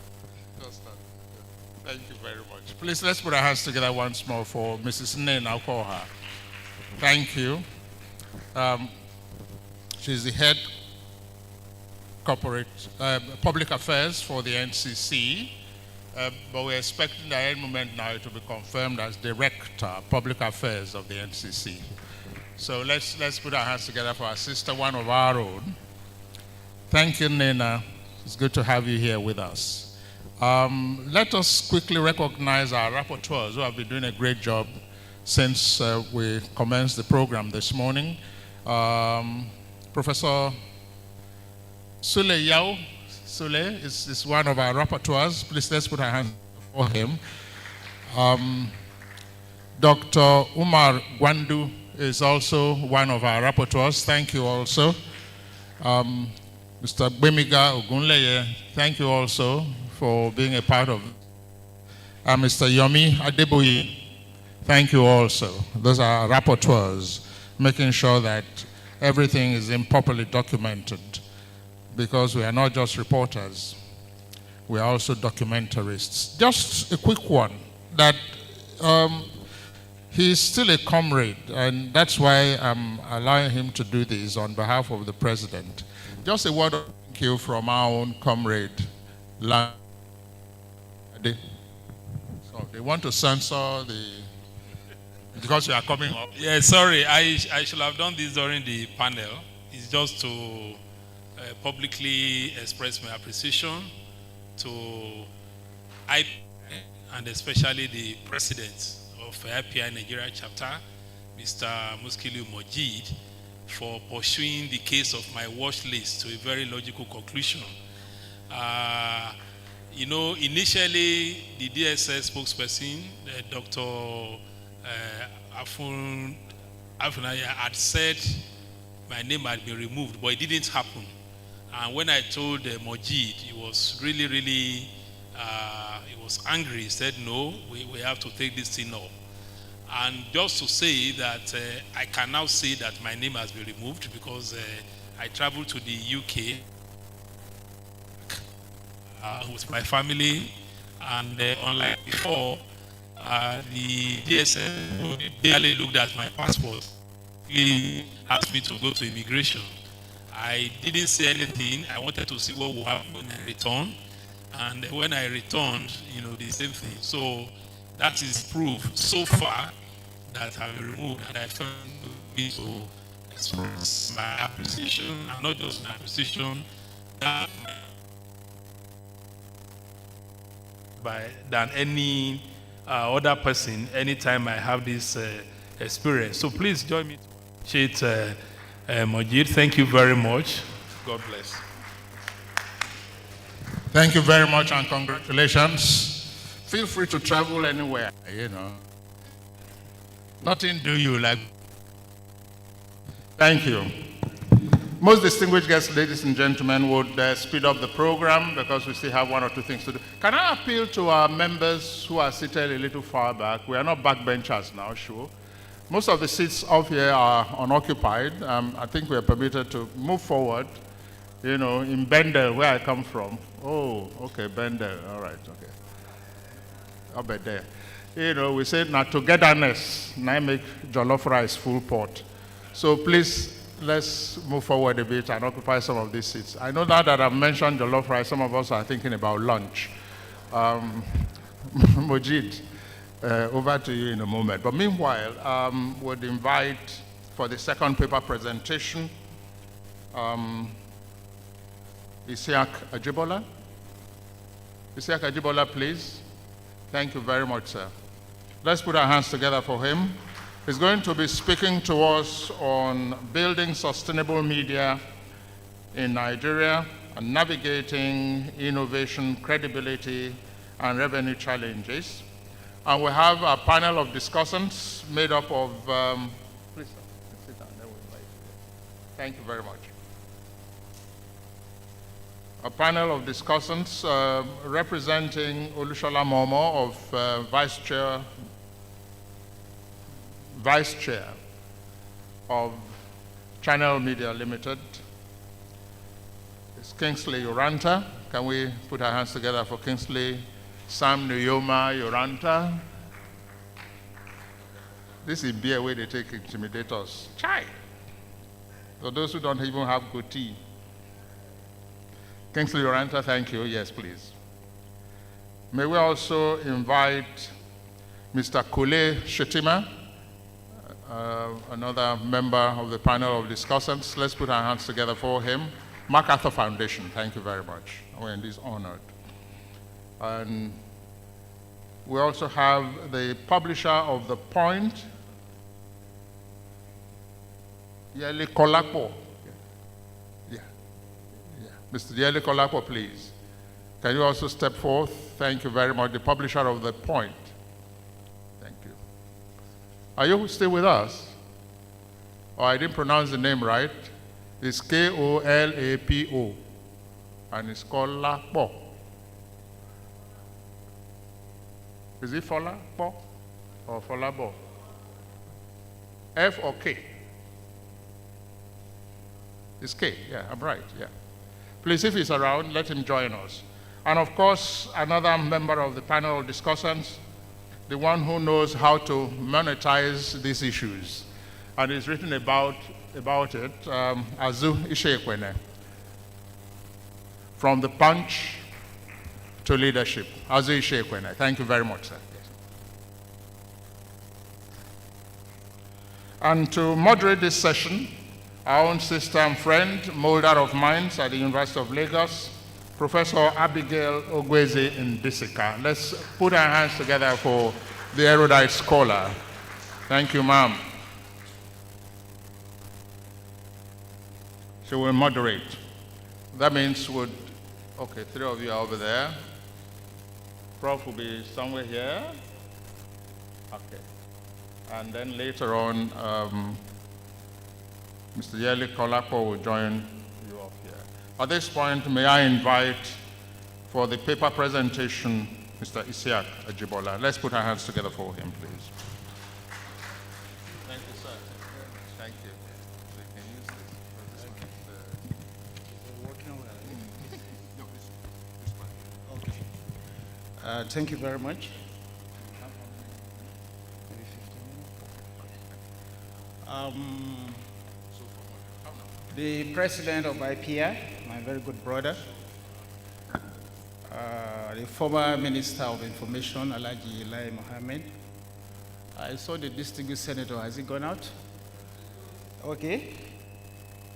And my esteemed colleagues in the media, it's really a great pleasure for me to be here today to speak on this subject of building sustainable media in Nigeria, navigating innovation, credibility, and revenue challenges.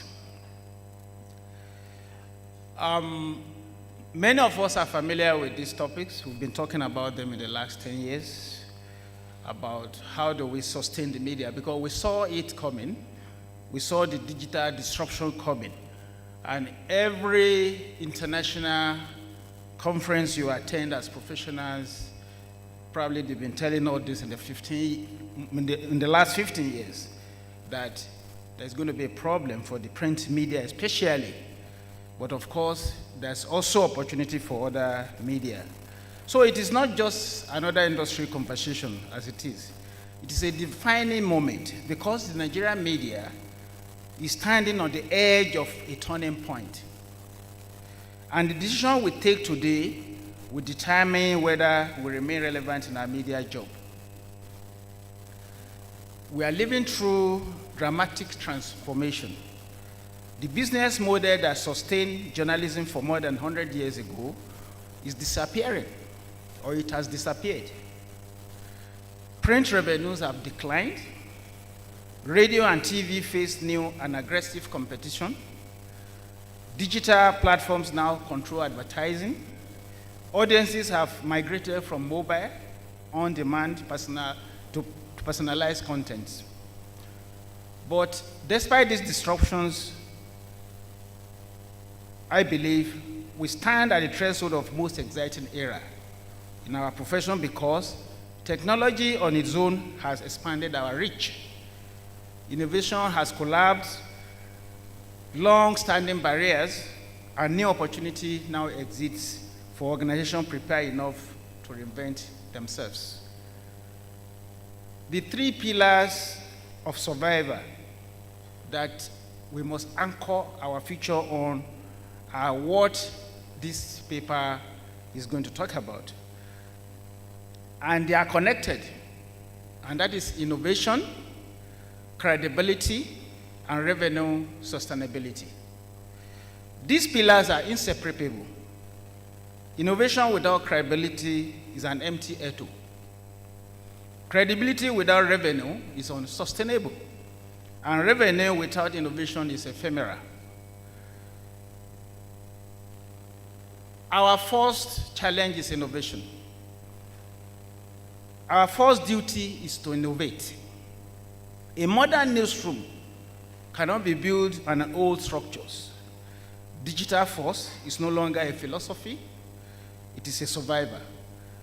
A digital first newsroom is one that tells stories in multiple formats: text, video, audio, short social clips, data graphics, explainers, and this content must be optimized for mobile.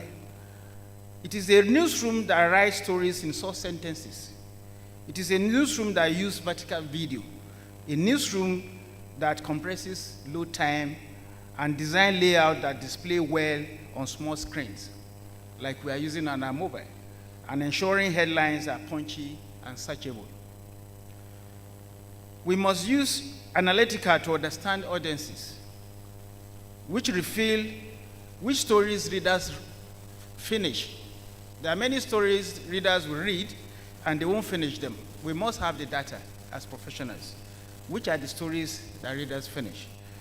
What topics do they skip that they don't even read at all? And what time do they consume those content? We must know them. There must be data for us to understand these things. Where did they stop watching a video? We must know them. And this is how newsroom now shape editorial calendars, from real data to not just consumptions. Another important area of innovation is training our journalists to use modern tools. AI tools that transcript, that analyze, that translate content into discoveries. Data tools that are visible, that use visualization. Automation for repetitive tasks like tagging, archiving, and formatting. So we must also experiment with new formats.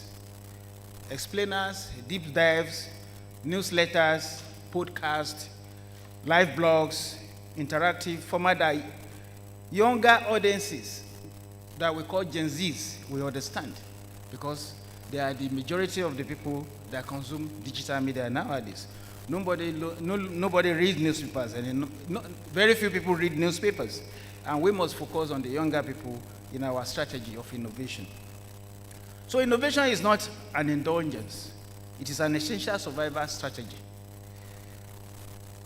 We must be technological capital ready for the business, meaning that we must invest in technology to be able to do all this.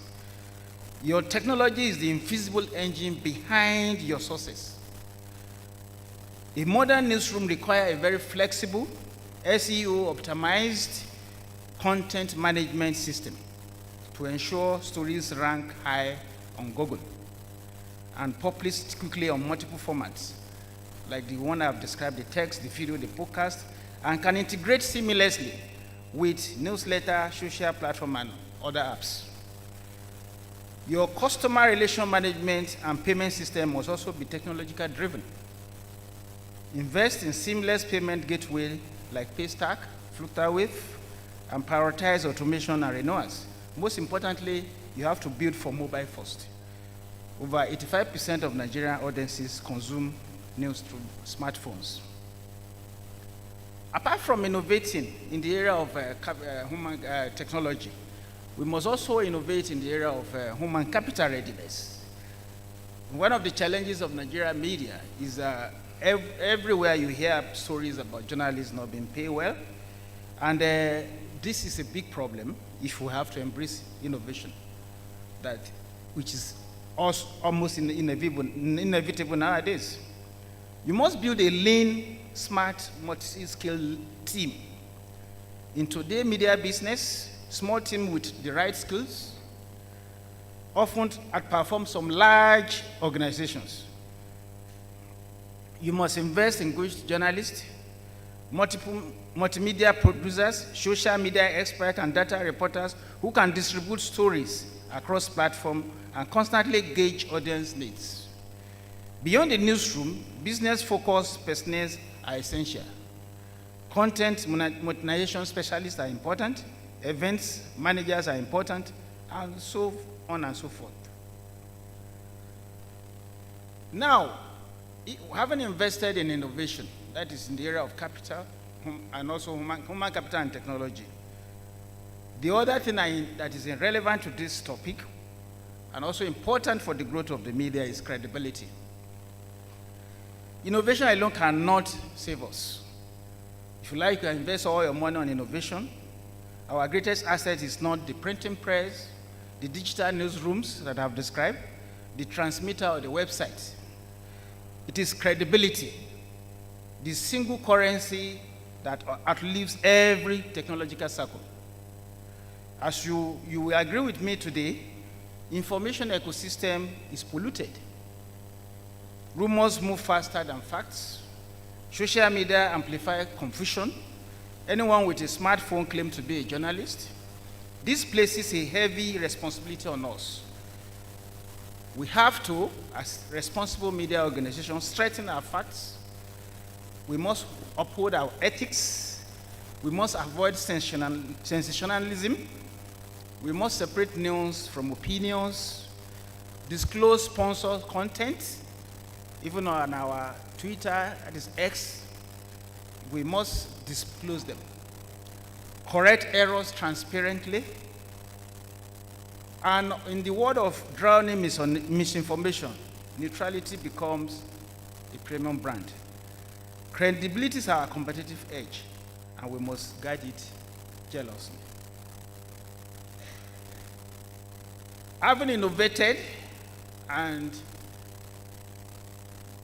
also build credibility, then we are on a solid ground for profitability, for generating revenue.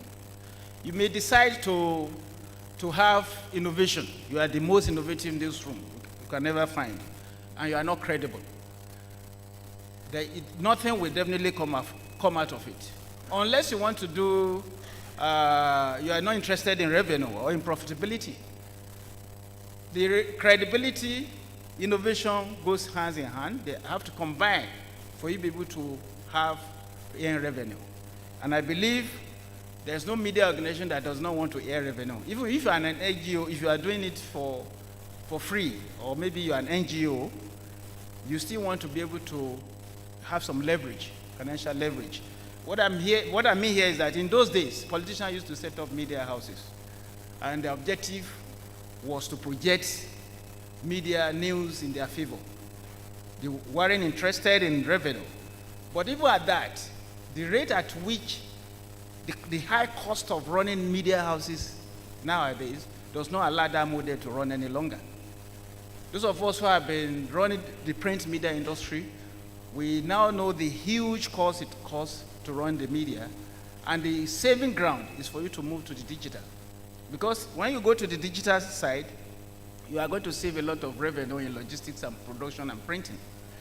And if you invest in the digital side, you start earning revenue. And I said, the revenue that I see in some of the print media today is like the revenue that was there in the 20s during the bank consolidation, and also the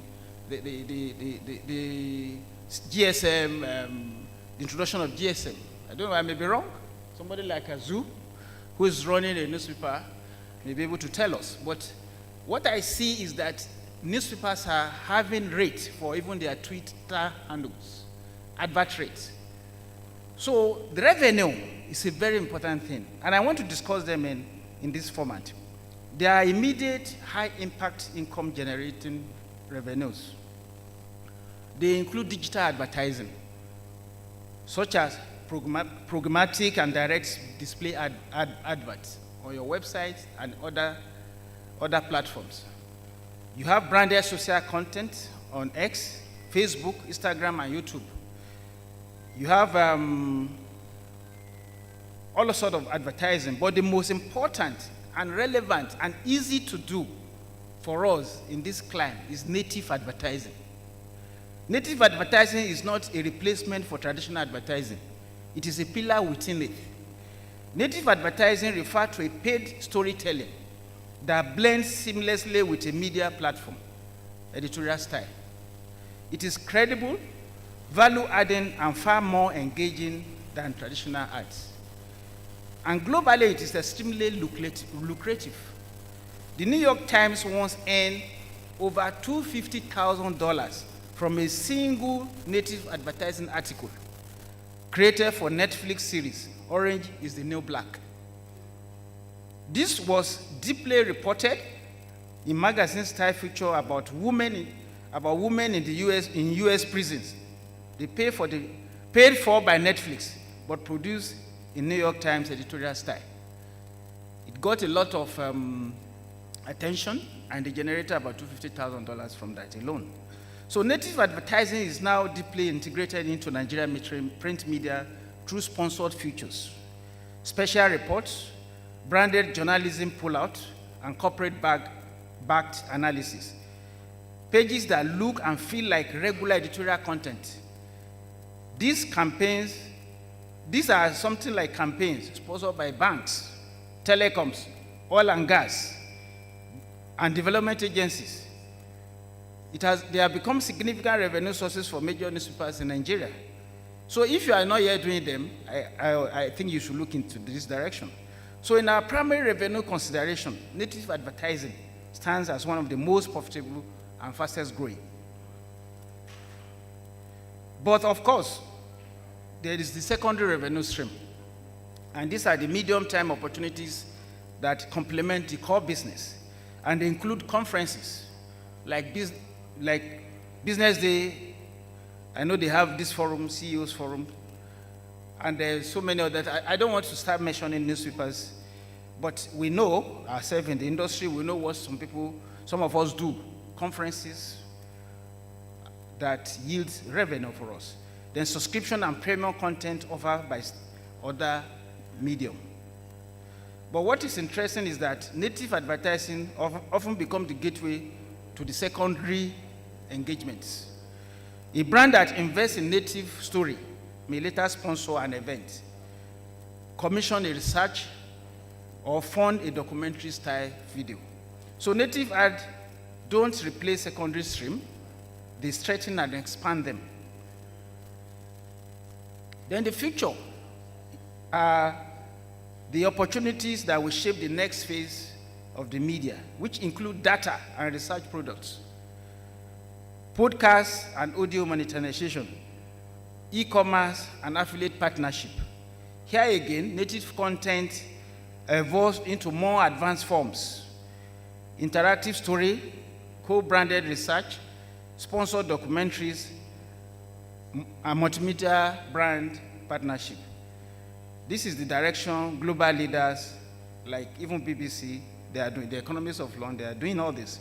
So all these three ties, primary, secondary, and future native advertising, plays a role. It is immediate, it is expandable, and it is future-facing, and it is easier done. But the economics of the new model, of the new business, is accounting for profitability. Even in the old media, this is there. You must be able to measure.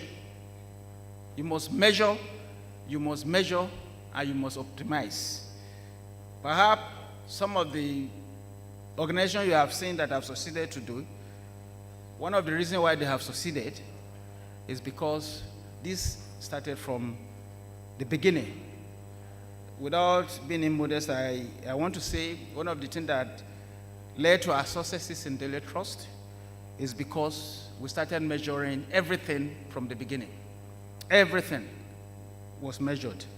So profitability must be tracked and deliberately managed. Break down your revenue stream into categories. Your advertising, your subscription, your events, your branded partnership, and monitor each performance regularly. You must control your costs by classifying them into content production, technology, marketing, and overheads. Then track key business parameters such as customer acquisition cost. If you have a total cost of acquiring a new paying customer, for example, or your digital media, you must know how much have you spent. Have you spent 5 million naira on advertising and logistics to attract 1,000 subscribers, for example, or followership on your social media handles? So you must know all those costs. Then you must know revenue per thousand. This may be harder to calculate, but it helps you identify which part of your business are more profitable and where to focus your resources. Remember, if you can measure it, you can manage it. And if you can manage it, you can monetize it. And never forget that credibility itself is money. The trust you build with your readers, the more likely they are into paying for value proposition or recommend your feature to others. Distinguished ladies and gentlemen, the Nigerian media has survived military rule, dictatorship, recessions, and political intimidation. We survived deregulation, digital disruption, and revenue collapses. One key area that we must look at is even look at ourselves internally. Are we having good corporate governance in our organizations? Good corporate governance is key to whatever we are doing, whether we are innovating, whether we are building credibility, and of course, whether we want to make revenue. You must have regular board meetings, for those of us some of us who are directors. You must have very effective board governance, and I also want to be proud that one of the things that led to our success in media trust is corporate good governance. So what we face today, gentlemen, is not going to halt the media. It is the beginning of a new chapter, a chapter that demands innovation, credibility, sustainability, and reinvention. If we build on these pillars, the Nigerian media will not just survive, it will flourish to shape national conversation, strengthen democracy, and continue to inspire future generations. Thank you very much. God bless you. Thank you.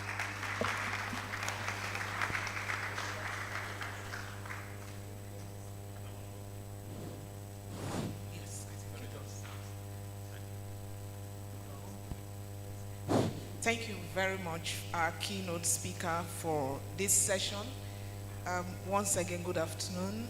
We are on a session, and the session is Building Sustainable Media in Nigeria. Our keynote speaker has highlighted a lot for us. He talked about digital disruption and sustainability, particularly in this era of media convergence. He did highlight the fact that old business models are disappearing and audiences have migrated. He did say as well that advertising has moved online and we must reinvent ourselves. He warned that we cannot do modern business. We can't build it on old structures. He talked about issues around content optimization, analysis of analytics, search engine optimization, and the need to reskill and upskill our journalists. He wrapped up on 3 pillars, which were actually tied to the title of his presentation: innovation, credibility, and revenue sustainability. But while he was wrapping up, he actually added corporate governance. So I would say it's about 4 pillars that he highlighted. So with me to discuss and unbundle further this presentation, I have with me newsroom generals and managers, and also a great funder. You're all welcome to our session. I have with me Kingsley Uranta of Channels Television, representing Mrs. Momo Lushola Momo, the Vice President of Channels Group. Please, can you help me to welcome Kingsley Uranta, please? We also have Dr. Kole Shetima. Dr. Kole Shetima has been a great supporter of Nigerian media through the MacArthur Foundation. Please, a round of applause for him as well. We have another veteran, Mr. Azui Shekwene. Is both a newsroom general and a news media manager, so they are all here to unbundle the presentation. So as we begin, I would like each panelist to reflect on some personal or professional experience that illustrates issues of revenue models and actually editorial independence. Because when we look at recent financial pressures, they've made newsrooms quite vulnerable to corruption and excessive caution. So I'll start with Mr. Uranta. Can you speak to this, weigh in on this based on your personal experience, how recent financial pressures have made newsrooms vulnerable to corruption and excessive caution, and how Channels has been able to survive this? Thank you very much indeed. I think that the media in Nigeria is at crossroads where issues around innovation, credibility, training, and so on have reared their heads. And as a matter of fact, I think everything we may say here today will rest on just one thing: the human resource. Because if you invest in technology, if you invest in any other type of innovation, and you don't have the human capital that can drive that innovation, you wouldn't get anywhere. And investing in people, number one, would involve looking after them.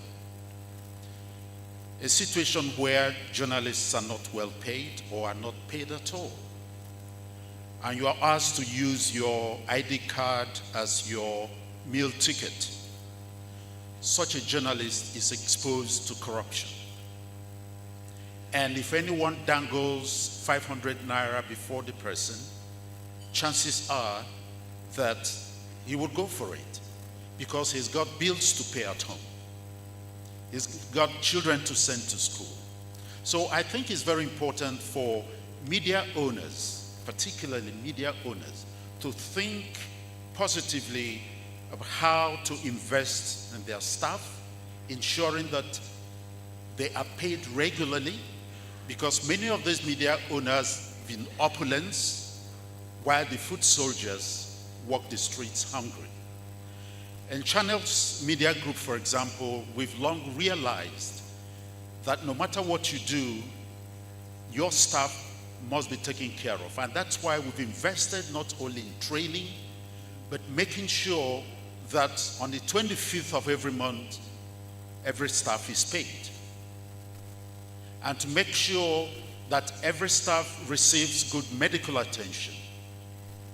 And to ensure that you are exposed to training both at home and abroad. But above all, to look at each person as a great contributor to the success we have recorded in the past 30 years. And so for us, yes, there are challenges, but because we've invested in our people and the organization is built on trust, on credibility, and a place where everyone can work without knowing anyone. So it's the work of your hands that determines where you go and what you can do. So I really think that's important for the media industry to think about journalists themselves, the workers, and see how we can enhance their livelihood so that they would be at rest to want to do the work the way it should be done without compromising. Because compromising, of course, kills credibility. It brings you into disrepute. And of course, the society, the politicians, and other people can take advantage of this. But a hungry man can always go for anything. And so when we preach professionalism, you can't have a good professional in an empty stomach. So for me, it's important, and for Channels, that is what we've been doing to provide to our staff, to train and make sure that when they get home, they would be welcomed there with their families. And this is very important so that they can use the technology that you provide at work to advance the cause of their responsibilities. Thank you. It's a good point to clap. The people, you have a vision, you have technology, and the people are weak. Sustainability will be a problem. So let's move to our funder. Makato, under your watch, Dr. Kole Shatima has actually been supportive of Nigerian media. They've helped in terms of giving them grants that has actually made them quite sustainable. So what, based on your experience, how do you think that the Nigerian media can move on sustainably beyond funding? Thank you very much, Prof. And good afternoon, ladies and gentlemen. So at the MacArthur Foundation, I believe between 2016 and 2024, I think we have supported, or we are supporting about 85 organizations, media organizations. Of course, a lot of them are the usual suspects, but there are so many of those that are either in Port Harcourt or in Bauchi or Maiduguri or any of those places that we don't usually pay attention to. And we are doing that deliberately because we think that media is not about what is reported in Abuja, but what also happens in our villages and local government councils and other places as well. And we support in many languages because we believe that Nigeria is not only an English language country, but there are so many other communities of people who are literate in many languages. So we are very deliberate about doing that as well. Now, our coming to the work on media is really informed from an accountability perspective. If you look at our constitution, and I don't have to say this because you people know this more than myself, the fourth realm of government, someone to hold government accountable and other things. We thought that supporting the media for us is really premise on from the perspective, how do we put duty bearers accountable, but they have promised to do. And that is where we come to this conversation around the support for media organizations and other things as well. I think that part of the reason why we also support it, also the linking between editorial independence and financial independence. We are very convinced that if you want to have a very strong media, a media that can report on issues, a media that can report on what happens, you must also be thinking about where is the financial independence for these organizations.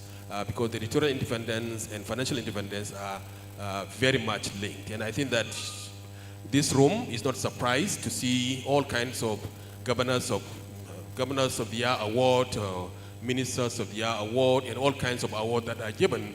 And clearly, you know that this has nothing to do with any performance, but probably it's a reflection of the financial crisis these organizations are facing.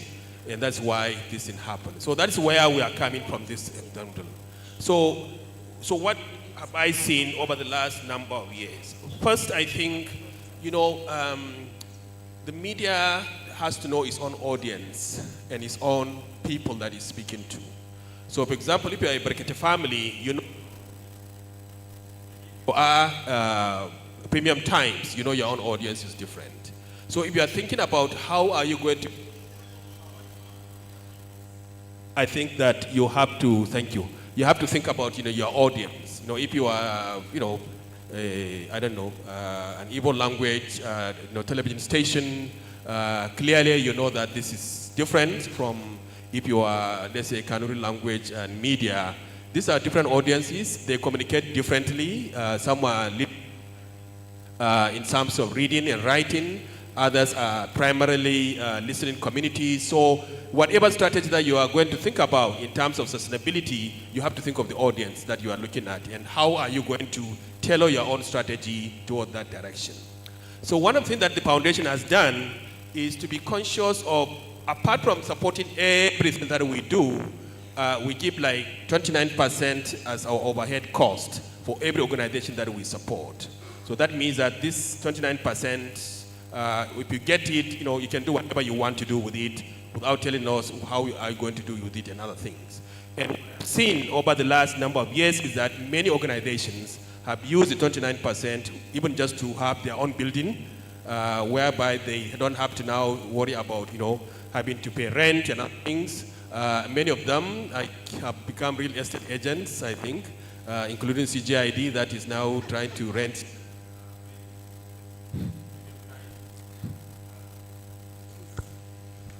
So I was making the point that even Musikilu and others have become real estate people, whereby they are renting their own space to other people.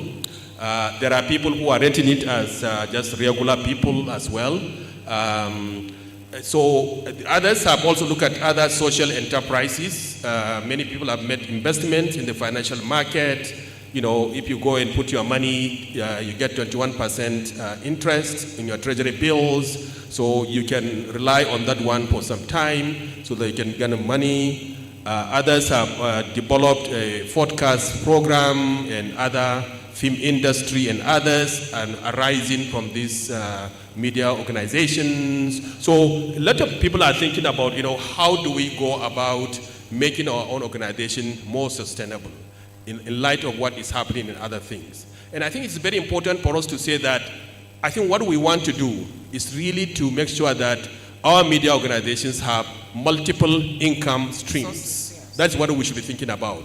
Not necessarily sustainable, because I think that yes, they can be sustainable if they are very lucky, but I think that having a multiple income stream gives them a better opportunity to do what they can do better than just relying on advertisements and other things. Now, and of course, many of you know that a lot of papers have now gone into cost sharing, reduction of cost implications, being more efficient as they used to do. So, for example, instead of you transporting your newspapers, that's what they used to do before, from all the way from Lagos to Maiduguri.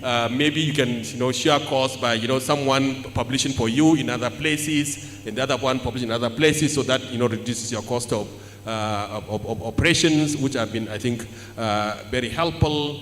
But I also think that we should also be asking our government to support media. That's my own personal view. Because, so why should we go to USAID, which is funded by the United States government, to look for money from them to support our media organizations? Why can't the Nigerian government put money to support media organizations as well? If the three arms of government, executive, legislature, and judiciary, are funded by government, why can't the fourth realm of government should not be supported by government? So I think for me, I think we need to push that argument. I think we should be thinking about, establishing a fund that will be able to competitively support media organizations and media development of our country, because even now, people get money from the Germans, from the Americans, from the British and other things, and come and do work. So why can't our own government also put in some additional resources to support media development in our country?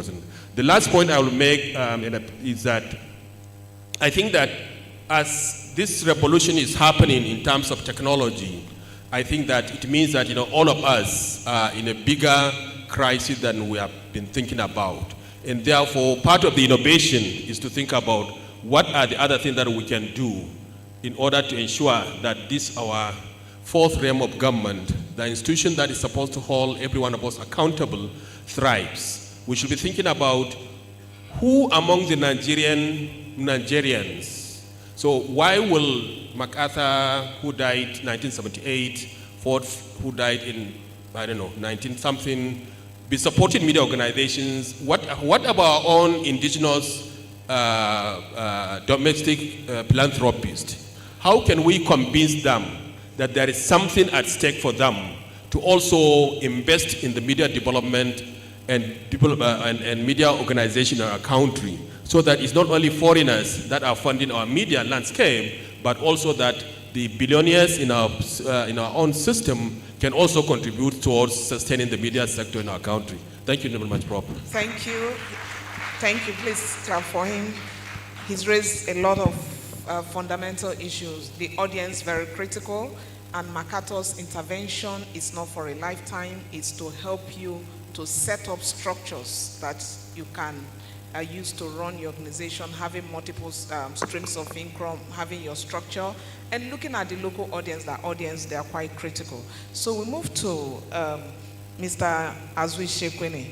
You are an exponent, a leader in media sustainability.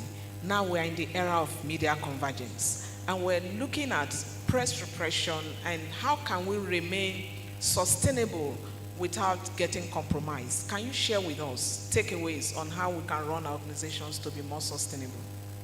Thank you, Prof. I would also like to thank the IPI executive for having me on this very distinguished panel.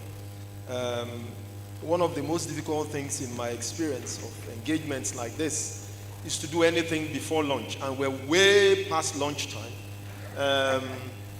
I crave the indulgence of colleagues who have been patient with us to assure them that we will get out of their way as quickly as possible so that we can go and have our lunch. But very quickly, I'd like to dial back, if I may, Prof, to the initial point you made.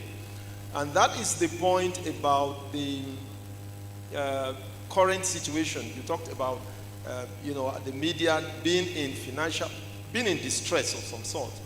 And the guest, the keynote speaker, my good friend Ajibola, also talked about that in his presentation. I do not think that it's an entirely new thing. But I think the response is what we are grappling with. I recall that when I first joined, and I'd like to share some personal anecdotes, if I may, very quickly. When I first joined Punch as an intern in 1985, 86, Punch was not paying salaries and was unable to pay salaries. Now, that was a form of distress. And then I had come from school as an intern with the concept in my head that, any newspaper that did not have up to 60% advertising and sustained by 40% circulation was dead. Now, Punch, as far as it was concerned at that time, was dead in the water because it had neither the capacity to attract that level of advertising, nor was it able to circulate much. All right? So what happened? I think a significant turning point, of course, the Gulf War was a significant turning point. And that, for me, is what summarizes the engagement this afternoon. It's culture. Whether you are talking about innovation, whether you are talking about credibility, whether you are talking about revenue, culture, in my view, is so central to success in business and in life. For me, it summarizes the concept and the pillars on which Ajibola rested his presentation. And I dial back to Punch again. So what did we do? We saw an opportunity with the Gulf War I. And we had people like the Sunday editor then, what's his name? Mr. Godwin Nziaka. I mean, at the time I was telling you, Punch was so poor for cash that we had to send the reporter to Sheraton to drink a bottle of Coke all afternoon and watch what was being transmitted so that we can get an idea of what was happening. We couldn't afford a satellite TV. It was that bad. But the creative genius and ingenuity of people like, of course, Mr. Ademola Oshunibi he then had become editor, I think he was editor then. No, he was MD, or GM as we called him then. And then Godwin Nziaka was the Sunday. The creative genius and ingenuity and innovation, as it was at that time, of our ability to sit down around the paper and try to recreate the Gulf War every day for our consumers was a significant turning point. So Nziaka will, on your cut and paste, he will cut out planes, dropping bombs, and we did all kinds of things. But even though Punch did not have money, it had a very, very strong culture of an ethic of hard work and commitment to hard work. So that for me was important. And that is as important today as it was then.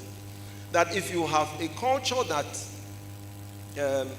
prioritizes commitment to hard work and honest hard work, it is just a matter of time before you begin to turn the corner. Now, and also when I joined leadership first in 2020, it was also a struggling paper at the time. It was a struggling paper when I joined in 2020. So it was also part of this commitment to hard work, and some of that I had brought coming from Punch and working with the team at that time, because nobody turns a situation around as one man. All right. But with the support of the chairman, the founding chairman at that time, he gave us all the support that he could, and the team of staff that I met, we managed somehow to begin to recreate a culture that prioritized hard work.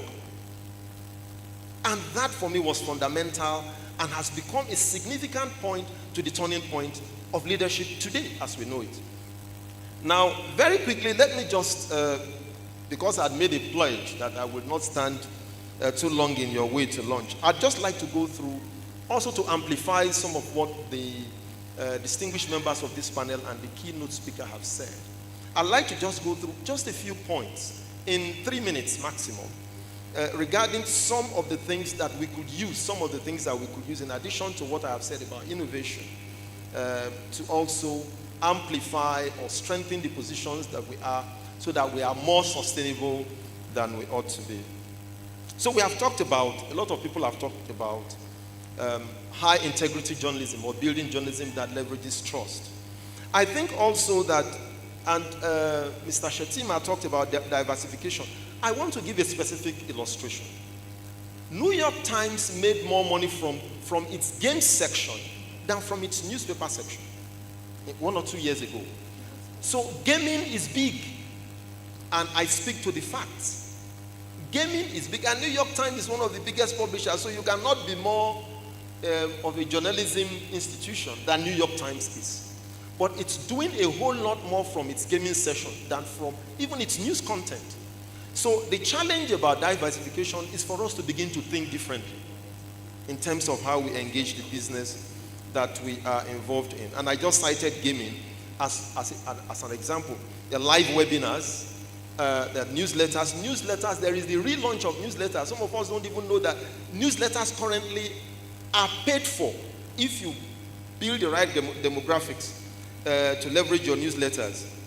And also Now, I must say that new media is not providing as much revenue as we think it should provide currently.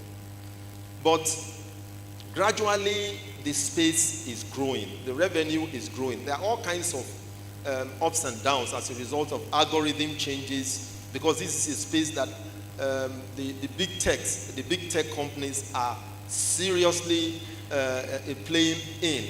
But I think that we should also take some examples from what some of the influencers are doing.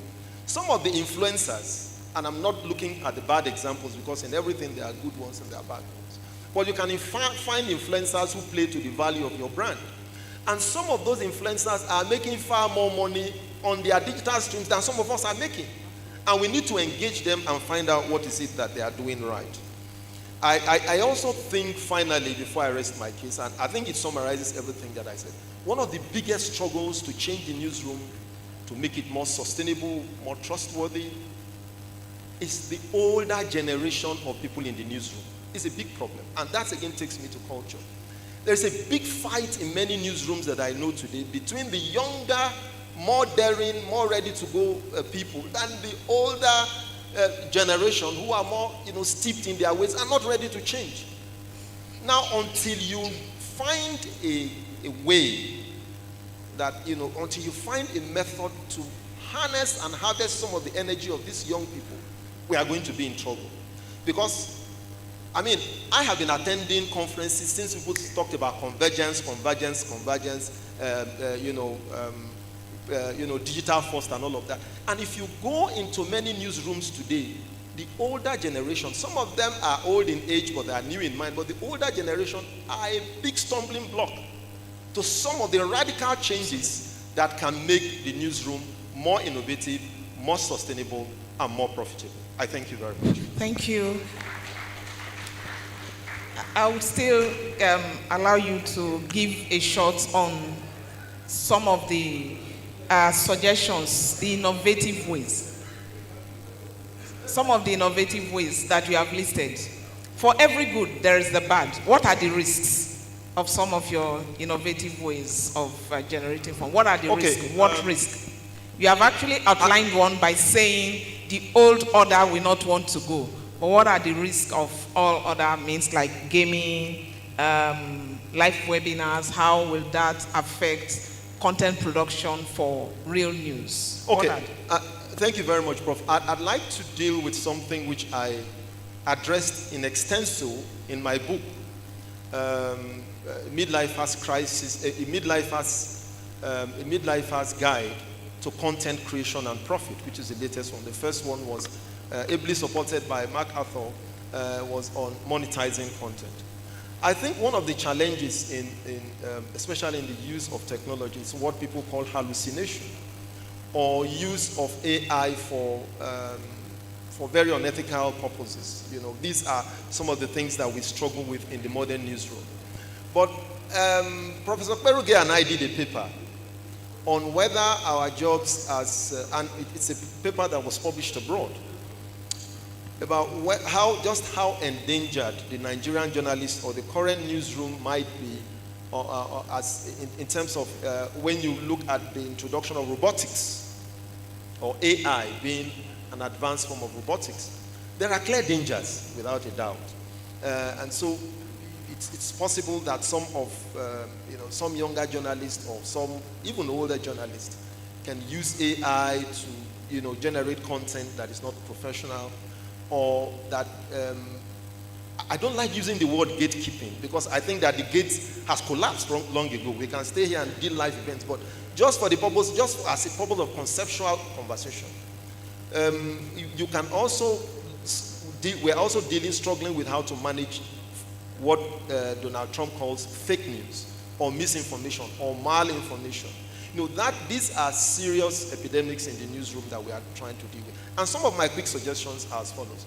You can have a fact-checking desk that helps to deal with this. You can set a code, develop gradually a code for the use of AI that acknowledges that when reporters or your staff members use AI, this is a certain percentage that they can use, and they should disclose it. And there are best practices we can copy from others in different parts of the world about how they are adapting to some of this technology. Because they are not perfect. AI hallucinates and can let you down when you least expect. So I think that we can build some of these best practices. And on the part of ethics, the NPAN is doing a great job of having an ombudsman that provides oversight in terms of who watches the watchdog. Yes. But I think we also need to cascade this down in our different media houses by also having our own resident ombudsman and also engaging the public and letting them know a lot more about what we are doing, so that whether on the points of ethics, also on the points of technology, we are sufficiently covered. Thank you. Thank you. Let me allow you to catch your breath. To Kingsley Uranta, as a media manager, this panel and the keynote speaker, some of the panelists, they've canvassed quite a lot in terms of how we can get sustainability in the media. And things like donation or government support. Given that he who pays the piper dictates the tune, how do we balance the act such that we can still have our editorial independence? Thank you very much indeed. It's a dangerous way to thread, in my view, depending on government to sustain you or to support you. It's a dangerous thing to do, and I think we have to be very, very careful about it, because the hand of the giver is always on top of the receiver. Yes, granted that times are hard for media organizations. Azubike and others have talked about how you should innovate, find different streams of revenue generation. But when you depend on government to fund you, to make donations to you, it becomes very difficult in reality for you to be very, very critical of that government. An example is what happens in states where you have dedicated coverage. You know, where the governor or that government will expect you to be positive at all times, to report and then to turn blind eyes on certain things that are not, that are bad, that are happening in the state. But we have the responsibility to state facts, to tell the stories the way they are. Our staff, who was booted out of Akwa Ibom State, is a typical example. Yes, we have dedicated coverage and all of that. But again, the gentleman had to tell the story because he has to be factual. And the other gentleman was so infuriated that why would you make such statements and report things that way? But the young man was just doing his job. So I think we have to be very careful. Thank you. So that we really don't play into those we are supposed to monitor and then let people hold them to account. All right, thank you. We go back, just closing shots by all the panelists and the keynote speaker. Your closing shot, just in a sentence, actionable steps for media sustainability. Okay, thank you very much. Yeah, the closing remark is going back to the issue of creating advertising that is very unique if you are trying to make money in the new media today. I talk about native advertising. You see, there are a lot of interconnectivity between, there are a lot of interconnectivity between these things. And when you put them together, that is doing it with technology, and you have credibility, then you'll be able to make a lot of revenue. So my closing remark will be that we should build the spirit and the commitment to go back and look at these issues, even though we have been talking about them for some time now. But I believe by the time we dispassionately look at them again, we will see how we can make progress in this area. Thank you very much. Thank you. Uranta, closing shots, media sustainability in the era of repression, press repression. Right. I believe that we must invest in technology. Therefore, we must innovate. But we must also invest in our people, which is very important for us. Apart from doing those two, we must be truthful. We must remain truthful to our profession. We must bring to bear those ethos. And for the older generation, we must make way for the younger ones, as Azo had said, so that the mix of the old and the new can really point to the future and the sustainability of the industry. Thank you. And to Dr. Kole Shetima. Thank you, Prof. But supposed to protest that you gave the two journalists two options, opportunities to speak. You jumped me. But just want to remind you that although there was no strings attached, I was with you in Mexico. I was with you at the IPI meeting about 2 weeks ago. Despite all the expenses we paid, you discriminated against me. But that is fine. That's fine. Two things I want to say. One is that, you know, there are journalists who are journalists. They are not business people. So in media organizations, we must also recognize that if you are a journalist, that is what you want to do. You believe in this thing. So you need to get someone who is the business person to organize the business thing for you and let the person do it for you. But don't think that every journalist is going to be a business person going to do business models and nothing. It just doesn't work, you know. And vice versa also. The second thing is that a number of our people have also found that media organizations, which are for-profit organizations, they can also establish a non-profit arm of the organization as well. And therefore, they will be able to get support and resources on both ends to make this work function. I think that is another model I think we should be thinking about. Thank you very much. Thank you. Finally, from Mr. Well, Dr. Kole Shetima, you know you are very friendly. I'm ready to yield my position to him so that I can get funding next year, if that helps to settle the... But thank you very much. I have just 2 points to land on. And one will be collaboration. The other will be the first point that I made, which is culture. I think there is so much redundancy in media, and so much redundancy in terms of how we use even the... I joke that Nigerian media is one place where we enjoy our poverty so much that we don't even mind sharing it. But because you think that in countries where that have even more resources than we do, you find major channels and major networks collaborating to do stories.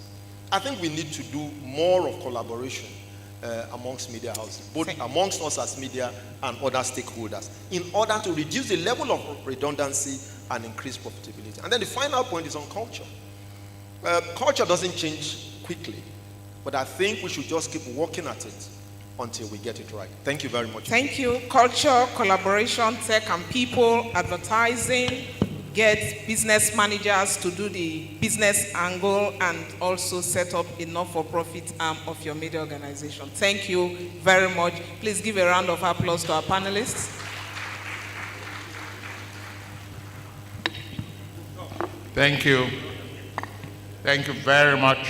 Let's put our hands together once more for our panel of discussants. From our moderator, Professor Abigail Ogwezin-Disika, to Kingsley Oranta, to Aziz Shekwene, to Kole Shetima, and of course, Isiaka Jibola for setting the pace. Most distinguished guests, ladies and gentlemen, we thank you. We learn every day when we come to programs such as this.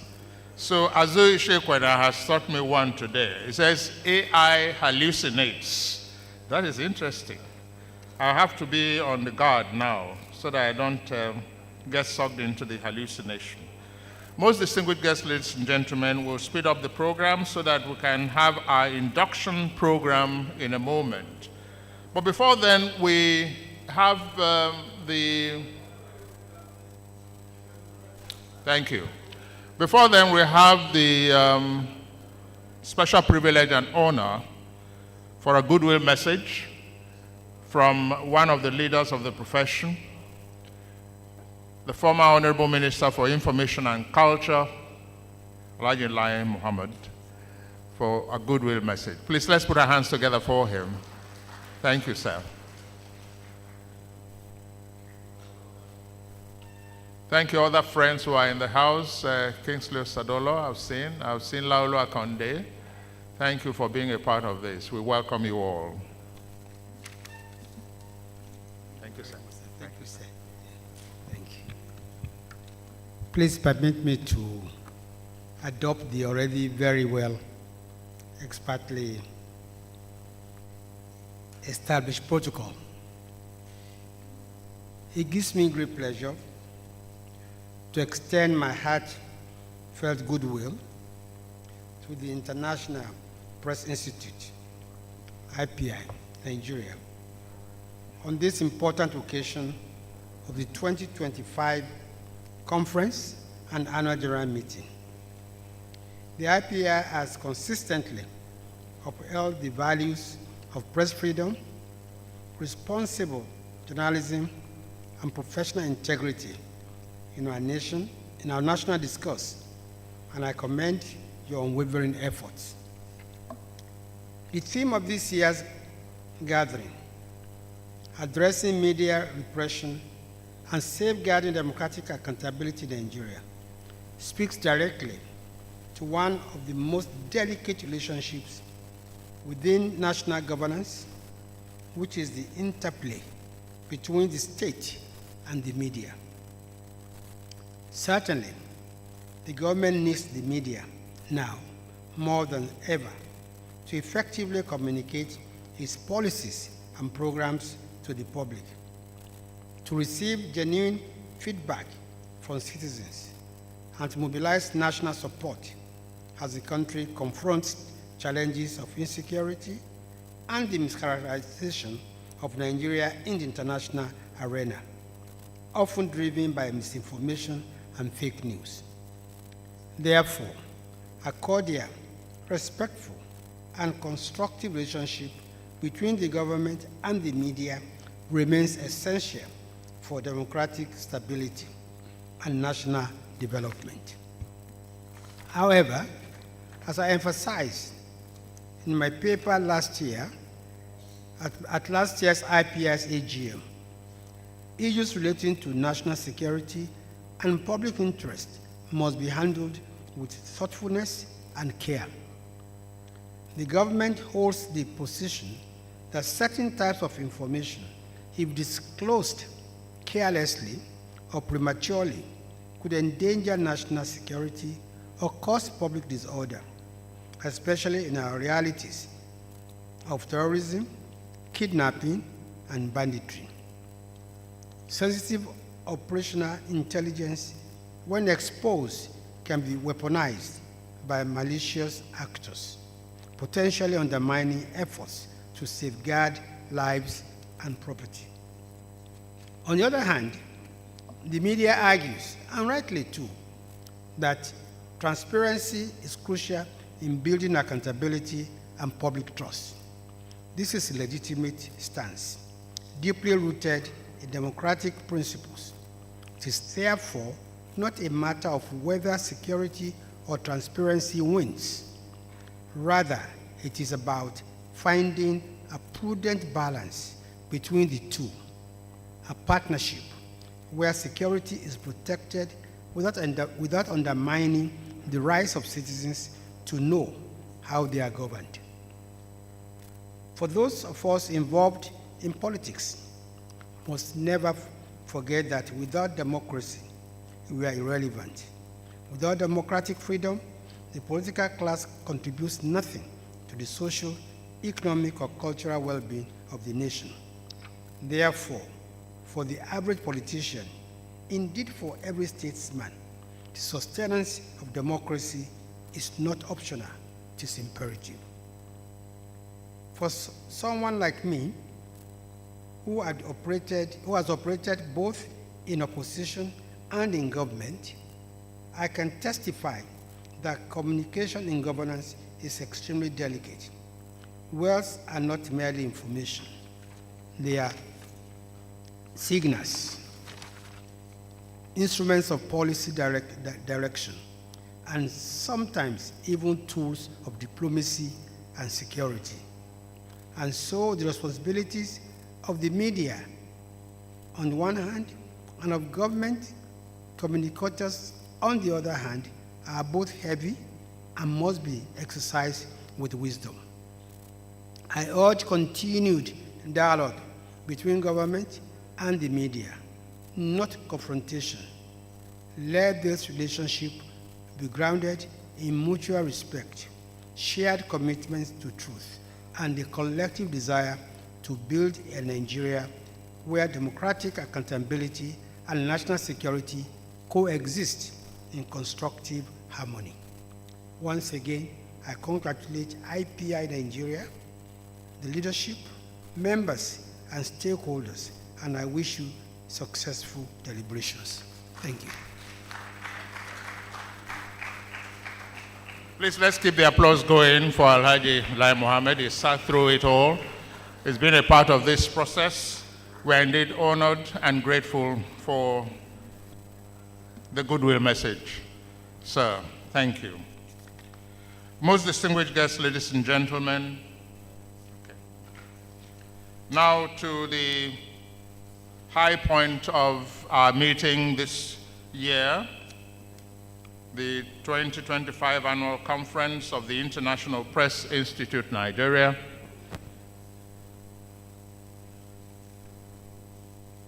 The induction ceremony and issuance of certificates to our worthy inductees. I would call the names of the potential inductees, and they will step out and file out right here. And then we'll invite the legal advisor to administer the oath of office on them. I guess that's what it's called. So that it become very, very important members of the NPI. Except that these VIPs will not have policemen attached to them going forward, unfortunately. Thank you all, distinguished guests, ladies and gentlemen. Please, as you call your name, we'll put our hands together for you, and you step forth and you file out right here. Omini F. Oden, Muhammad Ali, Ayo Adewuyi, Aundona David Igia, Zacchaeus Oladimeji Babalola, Halima Musa MNI,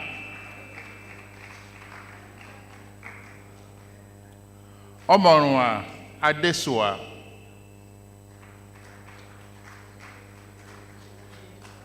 Hawa Salihu Adama. Where are the applause? Thikla Wilkie. Let's put our hands together for them to encourage them as they step forth. Nanfe Audu, Hamza Idris, Nasiru Lawal Abubakar, Husseina Akila Banshika, MNI,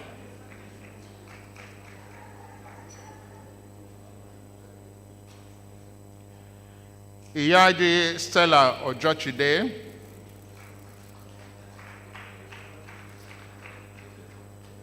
Emperor Ayegbe Simon, Dr. Obiora Chukumba, Lanre Lasisi, Juliana Taiwo Balonye, Stella Din Jacob, Abubakar Mustafa Muhammad, Akpandem James, Olusegun Michael Owolabi, Muhammad Sulaiman Tola, Senator Jude Obianuju Iroebu, Timothy Chibuzo Obiezu, Theophilus Abba, Teve Terence Chiav, Ojo Muftau Folorunsho, Abdurrahman Adekunle Balogun, Omololu Olumuyiwa John, Olarewaju Muiz Lasisi, Olugbenga Olarewaju James, Abraham Tesgo Achirga, Samna Shagari Sambu, Kazim Akintunde, Kayode Aremu Tajuddin, Dr. Mumuni Alao, Dr. Olabisi Dejo Folutile, Mahmoud Ibrahim Kwai, Olubusola Oluwatosin Ajibola, Charles Gang Doki, Abdul Salam Badamasi, Hajia Amina Hassan Sani, Hamza Idris, Nasirul Lawal, Ayodele Ozubakun, Fred Idianosen Itwa, Chioma Ezenwafo, Neota Obase Egbe, Adorunke Ogunleye Bello, Babatunde Akpeji. May I now invite the legal advisor, Toby Shoniyi Esquire, to please step forth to administer the oath. Would you want to use this and stand there or come up here and do the honors?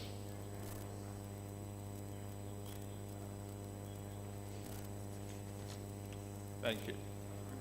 You use this or you use this? Use this. I think they will have to fix me. Okay, fine. Yeah. Yeah. This is your. What do you think? The names? No. But the name has just been read out.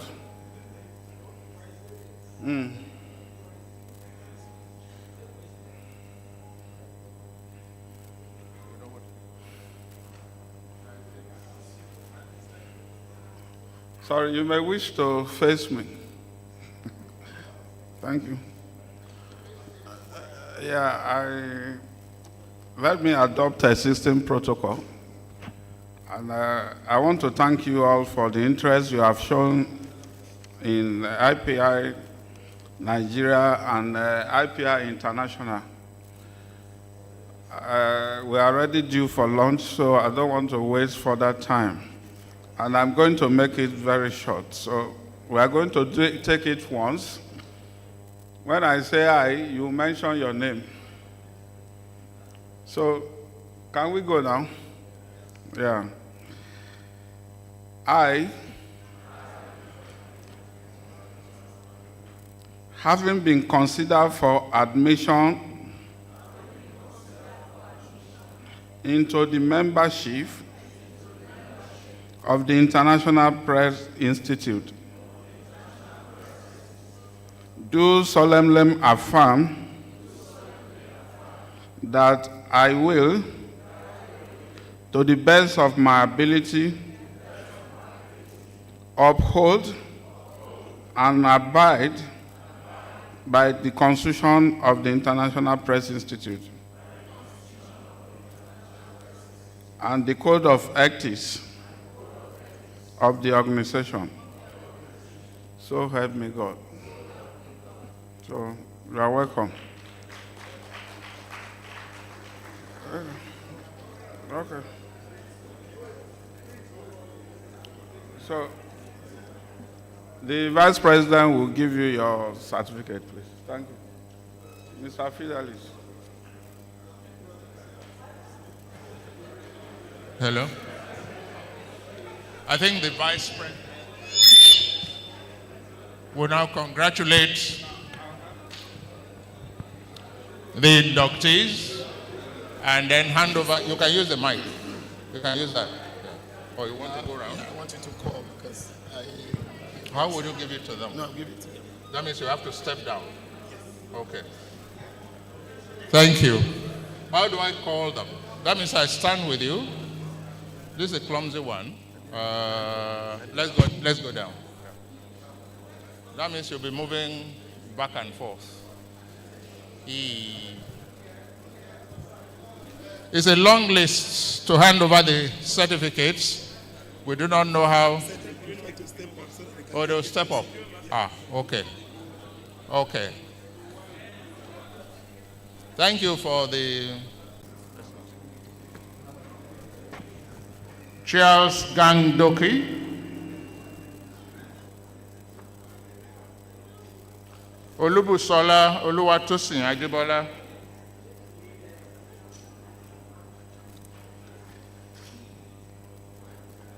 Mohammed Ibrahim Kwari.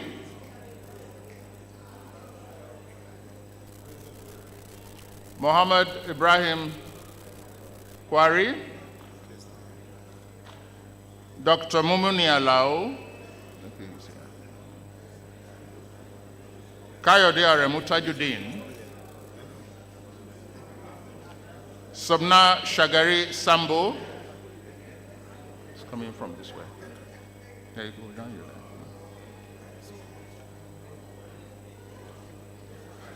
Dr. Labisi Deji Folutile. Not here. I don't think she is. Abdul Rahman Adekunle Balogun.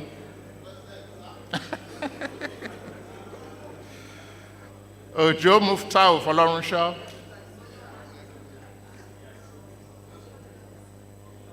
Thank you. Ojo Muftau Folorunshaw. Is there? Teve Terence Tiav. It's coming from this way. Theophilus Abba. Hold the stick now, show.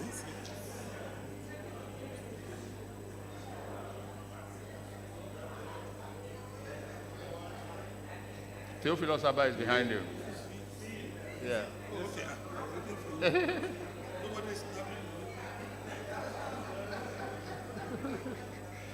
Timothy Chibuza Obiezu.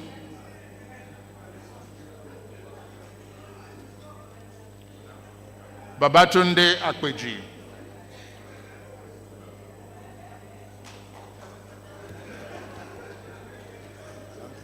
Yeah. No, I think that's him.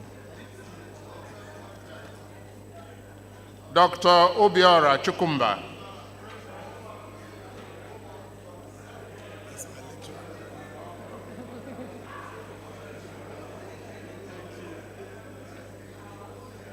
Obiora Chukumba.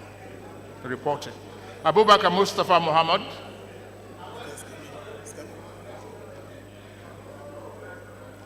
Emperor Ayegba Simon.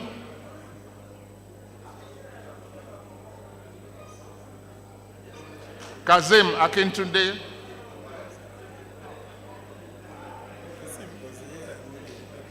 Kazim Akintunde.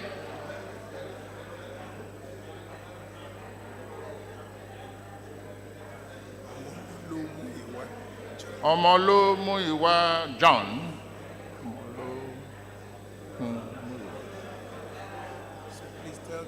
Muiwa John. Olariwaju Moise Lasisi. Those whose certificates are not here, we'll get them ready by tomorrow's AGM. Yes, something is not here. Olungbenga Olarinwaju James. Is this yours?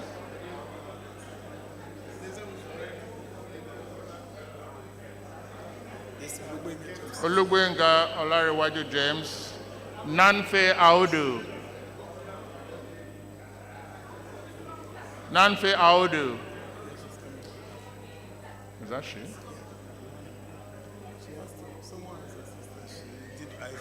Oh, okay. The person should be in front now. Husseina Akila Banshika, MNI, Member National Institute.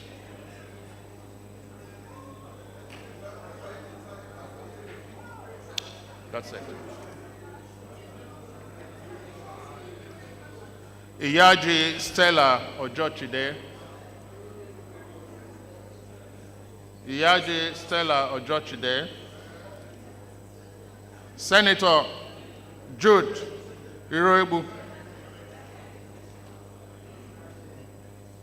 The unimpeachable senator. Is this way? No, go over there. Nasiru Lawal Abubakar.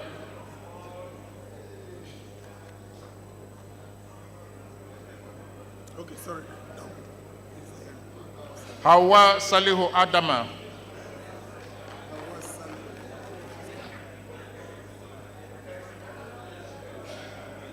Olusegun Michael Olabi. Hawa. Just 1 minute.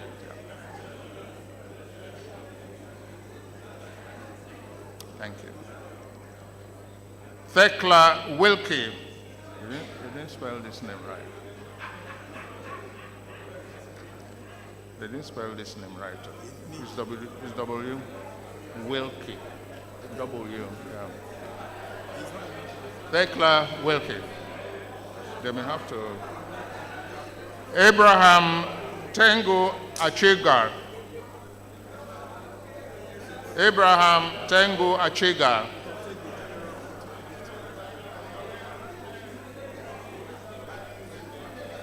Are we done? Omini E. Oden. Omini E. Oden. They will correct it for you. Muhammad Ali.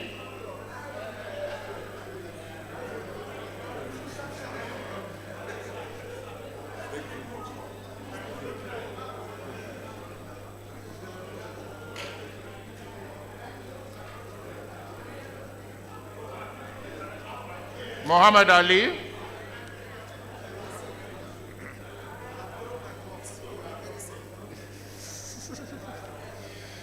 Ayo Adewuyi.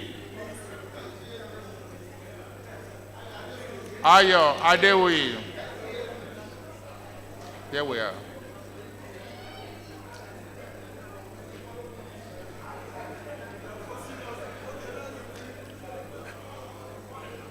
Aundona David Ingia.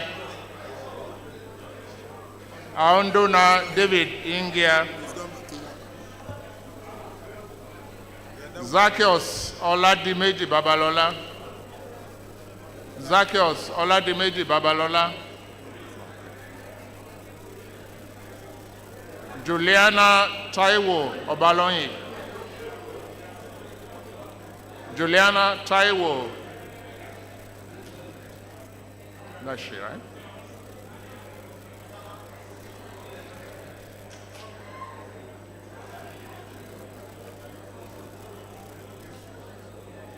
Halima Musa MNI.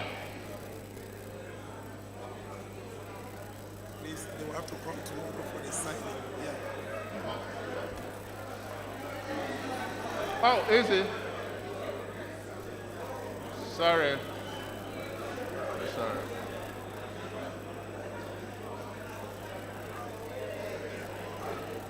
Congratulations.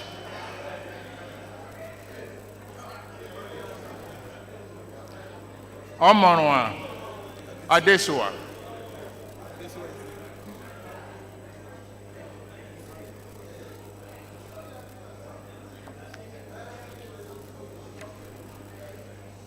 Stella Dane Jacob. Stella Dane Jacob. I don't know, I saw her here earlier. I don't know, I saw her. Hamza Idris. Hamza Idris. Akpandem James. Okay.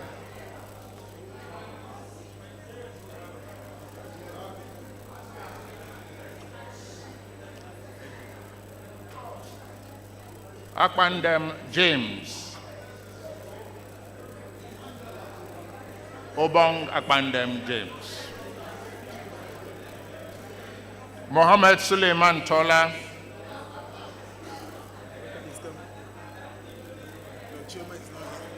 Just the ones that are not. Is there anybody who is? Okay. Chioma is in Wafo.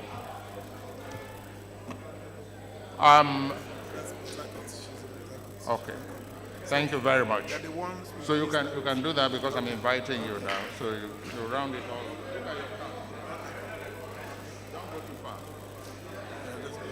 Thank you, distinguished guests, ladies and gentlemen.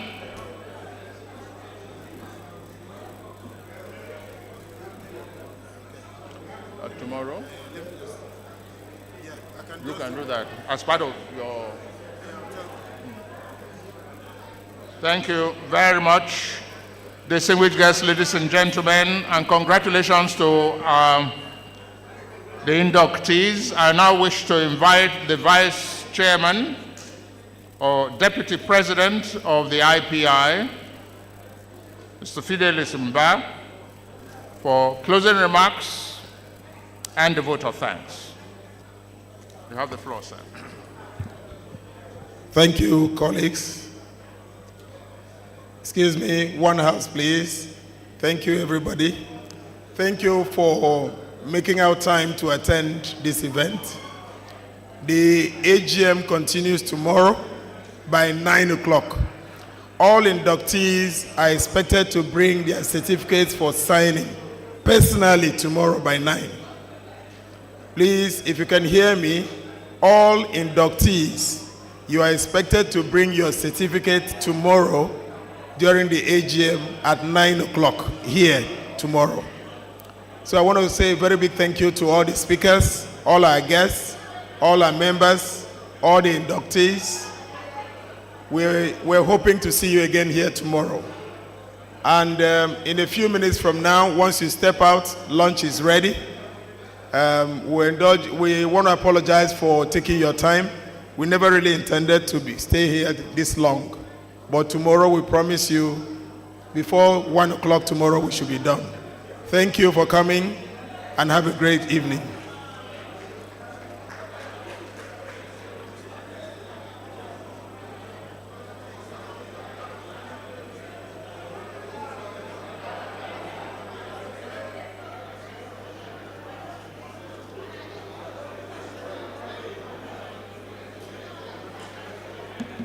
So thank you very much, distinguished guests, ladies and gentlemen. Lunch is served. We shall all file out. Please, can we listen just for 2 seconds? We all file out this way.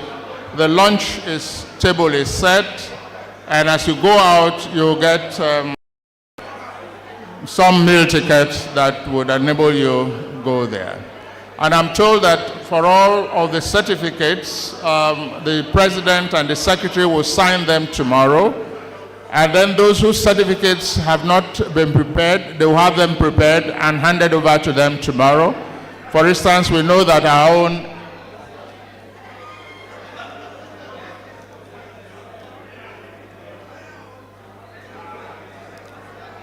Nena would have her certificate ready by tomorrow, all signed.